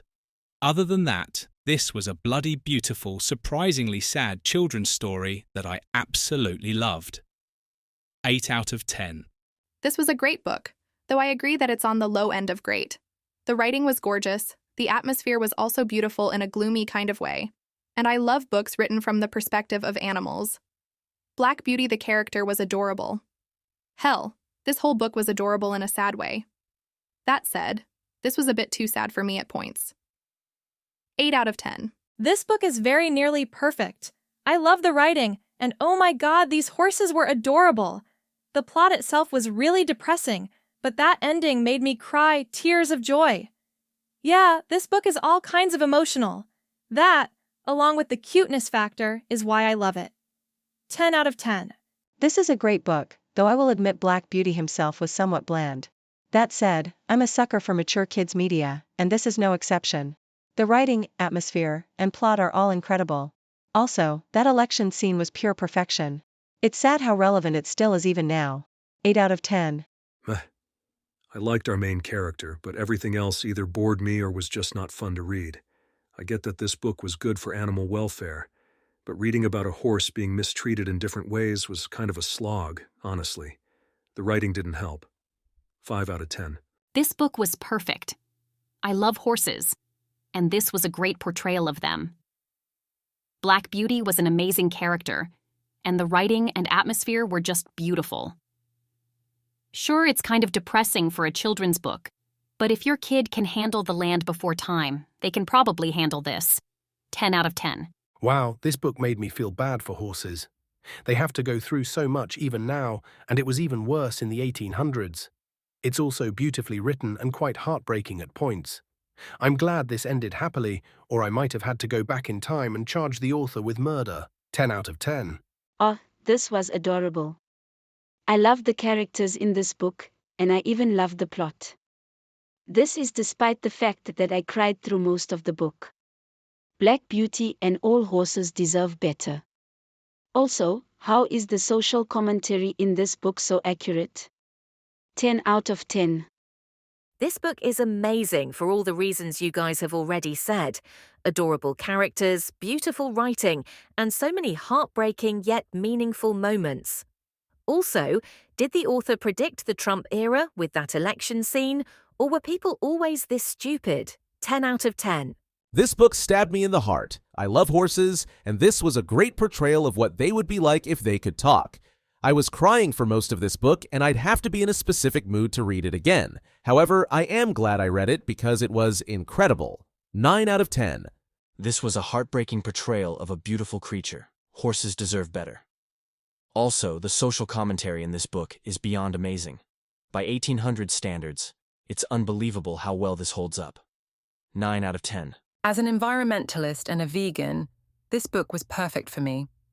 I love the message, the writing, the characters, and of course, the downright heartbreaking plot. Everyone who thinks animals don't have feelings should read this book. 10 out of 10. And finally, I'll close this off by saying that this book is a classic for a reason. I loved every moment of it, even though it was pretty sad. That poor horse. Black Beauty and his friends deserved better. 10 out of 10. Okay, so we've got 4 5s, 2 7s, 5 8s, 8 9s, and 19 10s. Wow, a lot of us really liked this one. Anyway, that averages out to a solid 9 out of 10. Wow, 2 good ones in a row. Now, let's do spin number 7.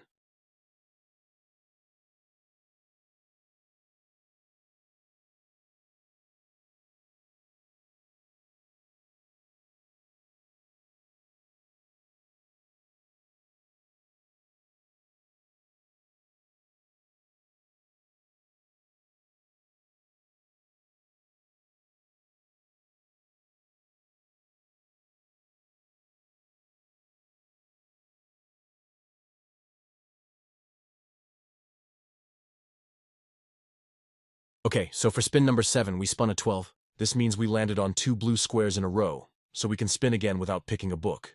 We did, and we got an 8, which got us to the end. Now all we have to do is spin the favorites wheel and see which of Demi's favorite books we have to read. Normally there would be 5 books on this wheel, but we cheated and read 2 of them, namely Of Mice and Men by John Steinbeck and Pride and Prejudice by Jane Austen. During the readathon we mentioned when we talked about Fair Catch. So there will only be 3 books on the wheel. Those will be Beach Read by Emily Henry, Flawless by Elsie Silver, and The Great Gatsby by F. Scott Fitzgerald. I hope we don't get that last one. I've had enough of F. Scott Fitzgerald. Anyway, let's see which one we get.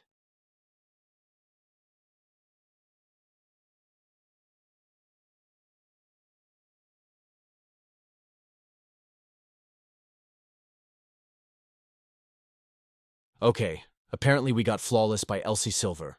We're gonna read this book, and we'll tell you our plans for what's next when we're done. See you then. Okay, we're back. It is now a bit after 7 p.m. on February 28th. That means we did it. Now all we have to do is review the final book, which was Flawless by Elsie Silver. This is a Canadian cowboy romance between a bull rider named Rhett and his agent's daughter named Summer. What did we think of this one? Oh my god, this book was adorable. Rhett was so fucking hot, and the banter between him and Summer was hilarious. I love cowboy romance in part because of the country vibes, and this book brought that in spades. Also, the spice in this book was so fucking hot I was almost afraid to read it in front of you guys in case I soaked my panties right in front of you. If Elsie Silver had bothered to hire a professional editor to clear up some grammar mistakes, this would have been a 10. As it is, 9 out of 10. I really enjoyed this book a lot more than I thought I would. Apparently, I'm a sucker for cheesy romance books if this and The Unhoneymooners are any indicators. That said, I didn't enjoy this quite as much as that book. The plot wasn't as fleshed out and the writing wasn't as good. That said, the banter between our two main characters was great, and I love how quick and lighthearted the book was. Great book, 8 out of 10. This was a mixed bag. I liked the rural Canadian setting, and I liked all of the characters. That is, except for our male lead, who was a bit too much of a pervert for my taste. Also, the writing was pretty good, and could have been amazing if not for the spelling and grammar mistakes that managed to slip through the cracks. As for the plot, it went a bit too fast for what this romance was. It felt rushed. So, yeah, it's a mixed bag. 5 out of 10. I thought this book was great, albeit on the low side of great. The setting was amazing. I know it's about rural Canada, but it reminded me of the southern town I grew up in. The writing was good aside from the grammar errors, and the characters all seemed pretty cool and funny. I will agree with Laura that Rhett was a bit of a pervert, though. The actual story this book told was adorable, even if it did go a bit too fast. So yeah, 8 out of 10. I'm kind of with Laura on this one. This was a mixed bag. On one hand, I loved the setting for similar reasons as Vanna. On the other hand, I fucking hated Rhett. Summer seemed okay until she fell in love with that sleazeball. The emotional parts of the plot were okay, but the actual romance felt more than a little rushed. Also, Elsie Silver, on the off chance that you're watching this, do us all a favor and hire a professional editor. Please, anyway, 5 out of 10. I enjoyed this, even though the grammar errors did bother me, as well as Rhett being a huge pervert and the illogic of a rich city girl wanting to live on a ranch. As a rich city girl who starred in The Simple Life, I can tell you right now that the plot of this book would never happen. That said, I liked the ranch setting. I liked all of the characters, yes, even Rhett, and I even thought the writing outside of the grammar errors was good. Also, the romance parts were adorable when Rhett wasn't being a huge pervert. 8 out of 10. This book fucking sucked. Rhett was a fucking pervert, Summer was a fucking moron to want to date him, and the romance felt so fucking rushed. It wasn't terrible. I thought the writing was barely passable, and the setting was interesting. But this still was far from a good book. 3 out of 10? Fuck this book. I'm with you, Mindy. I couldn't stand anything about this book. The characters, the writing, and the plot all felt so tacky and stupid. Rhett was a fucking pervert, and I don't know what Summer saw in him. The plot felt so focused on spice that it didn't take time to develop the emotional moments. Oh, and the grammatical errors were really annoying. The setting was nice, but I wish it had been explored more. 3 out of 10. I wasn't a fan of this book. The writing was amateurish at best, the male main character was incredibly perverted and unlikable, and the plot felt extremely rushed. I did like Summer in the beginning, that is, until she started falling for the sleazeball that was Rhett Eaton. I will say that I enjoyed the rural Canadian setting as a Canadian myself. It's not a setting that gets portrayed a lot in books, and I respect that. It's just a shame that the rest of the book wasn't good. 4 out of 10. This was pretty good, if a bit illogical. I agree with Paris that the rich city girl being more comfortable in the country than the city is unrealistic. That said, I really liked how sassy Summer was, and I even liked Rhett despite his perverted ways. He was the kind of bad boy I found to be sexy. The setting was quite pleasant, too. My one problem with this book, aside from the illogic of it, was the incredibly amateurish writing. That was annoying. Overall, though, it gets a 7 out of 10. I really enjoyed this. It was a fun, silly romance book that had me laughing, occasionally getting emotional, and of course being turned on by all the spice. I loved Rhett and Summer as characters. The banter between them was hilarious, and the rural Canadian setting was interesting. The writing was mostly good, though I'll admit that the grammatical errors should have been cleared up a bit. Still, it's a great book. 8 out of 10. It was okay. I loved Rhett because he reminded me a bit of myself. And I loved Summer because I liked her attitude. The setting was interesting and pretty unique for a book. The writing and plot felt a bit poorly thought out, but oddly enough, I was hooked the whole way through. I don't know what it was, but even when I was cringing at what was going on, I was enjoying myself a bit. It was pretty flawed, though. 6 out of 10. Meh. The characters were okay, even if Rhett was a bit of a pervert. I loved the rural Canadian setting. Other than that, though, I was not a fan of the incredibly amateurish writing or the forced and rushed plot. I did not buy Rhett and Summer's relationship at all. It felt more like lust than love to me. Yeah, this had some good things about it, but overall I wasn't a fan. 5 out of 10. I wasn't a fan of this book. The writing was terrible and the characters were both horny to the point of being stupid. Look, I get that extreme horniness can cloud your judgment, but these two both seemed that way all the time. It got a bit annoying to read about after a few chapters. The relationship also felt less like love and more like lust. This would be fine if it was intentional, but it wasn't. Yeah, this book annoyed me. 4 out of 10. I wasn't really a fan of this book either. I liked the setting, but everything else was just annoying. The characters were dumb and horny, with very few other traits to speak of. The writing was extremely amateurish, and the plot felt rushed. It didn't help that all the emotional moments felt incredibly forced, like the author was trying to give this book meaning and failed.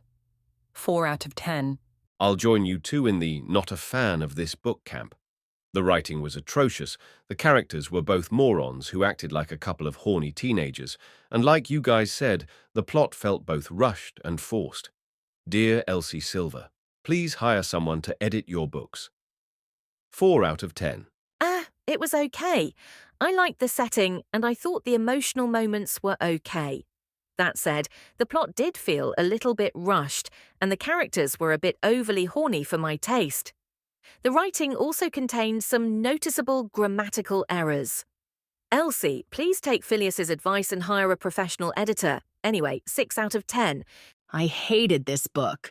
The characters were dumb and horny, and the descriptions of their attraction to each other were based way too much on appearance to the point where half the time I was wondering if this was romance or erotica. Look, I get that everyone appreciates a person's appearance to some extent. However, this book took it too far. The writing was amateurish, the plot was poorly paced, and the whole thing was really lame. 3 out of 10. I liked the setting, and the writing was okay aside from the grammatical mistakes. Other than that, though, the characters were both morons, and I couldn't stand the way Summer enjoyed Rhett staring at her ass. The plot itself didn't feel very fleshed out either.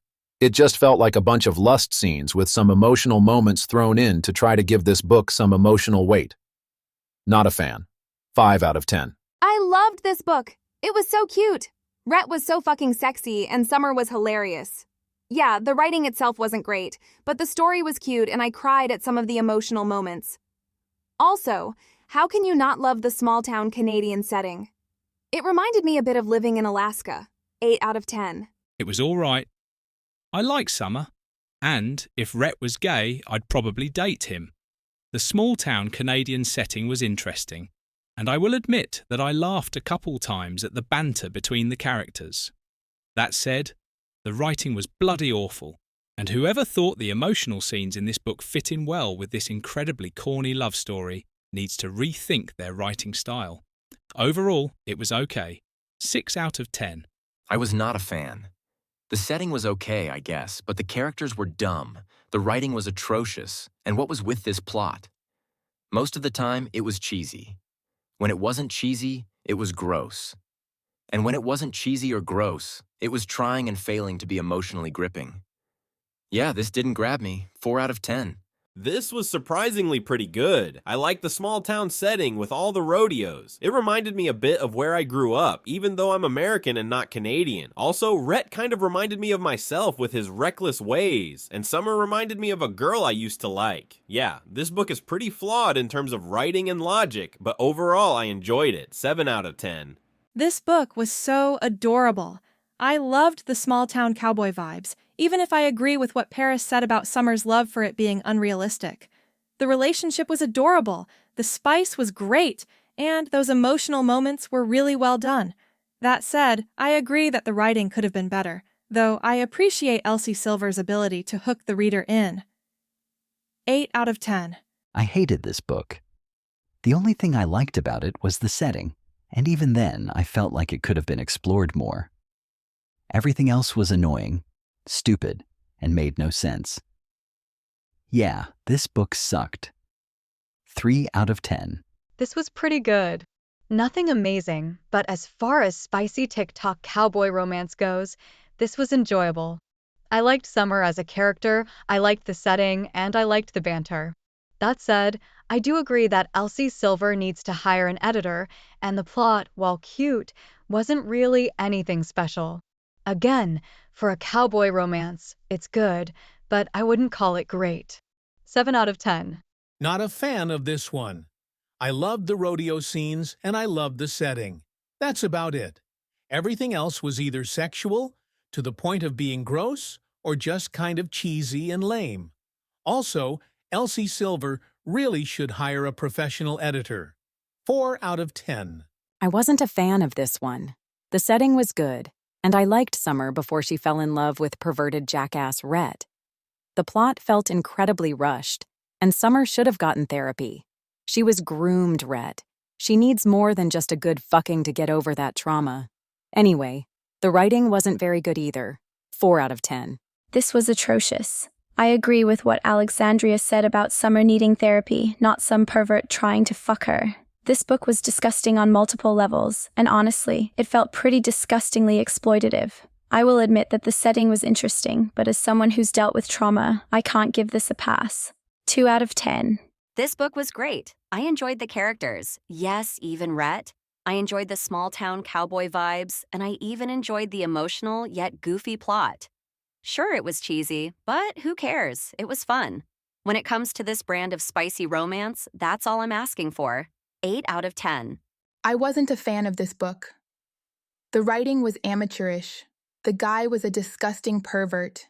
And I absolutely hated the way Elsie Silver tried to make this book have some emotional weight to it.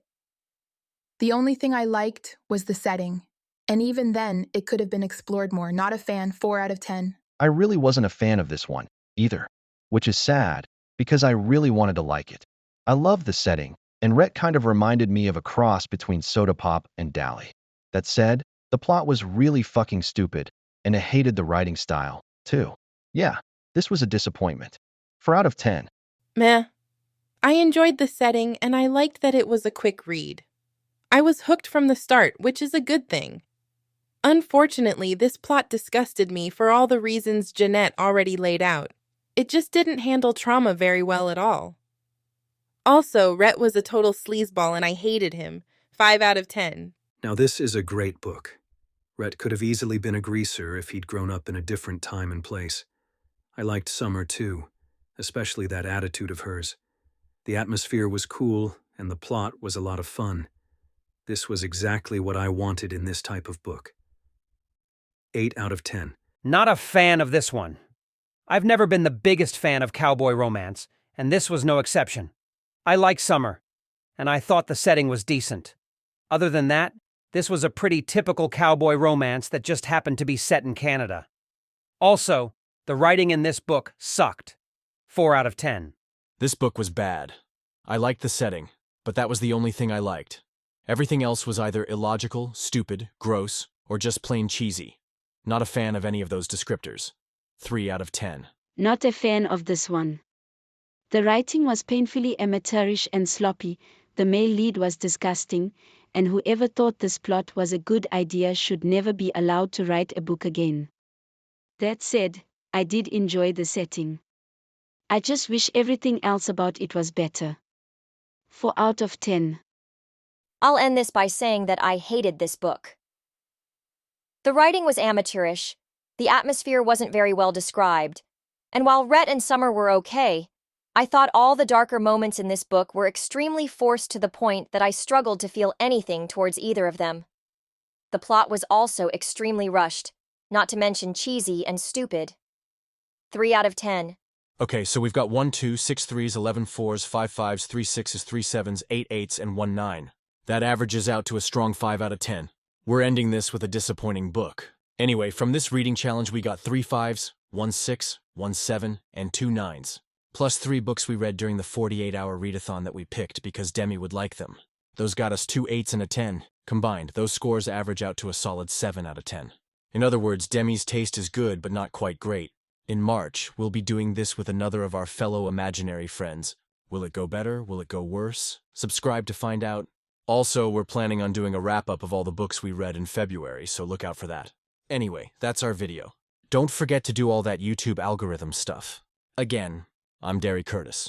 And these guys are Sarah Palin, Michelle Bachmann, Laura Ingraham, Ann Coulter, Megan Kelly, Marjorie Green, Lauren Bobert, Alexandria Ocasio-Cortez, Ayanna Presley, Rashida Tlaib, Ilhan Omar, Jamal Bowman, Corey Bush, Paris Hilton, Alex Trebek, Pat Sajak, Vanna White, Ken Jennings, James Holzhauer, Brad Rutter, Anna Frank, Mindy McCready, Greta Thunberg, Ponyboy Curtis, Soda Pop Curtis, Steve Randall, 2-Bit Matthews, Dally Winston, Johnny Cade, Phileas Fogg, Megan Phelps Roper, Ellen Ripley, Jeanette McCurdy, Miranda Cosgrove, Archie Bunker, Lionel Frost, and Archibald Snatcher.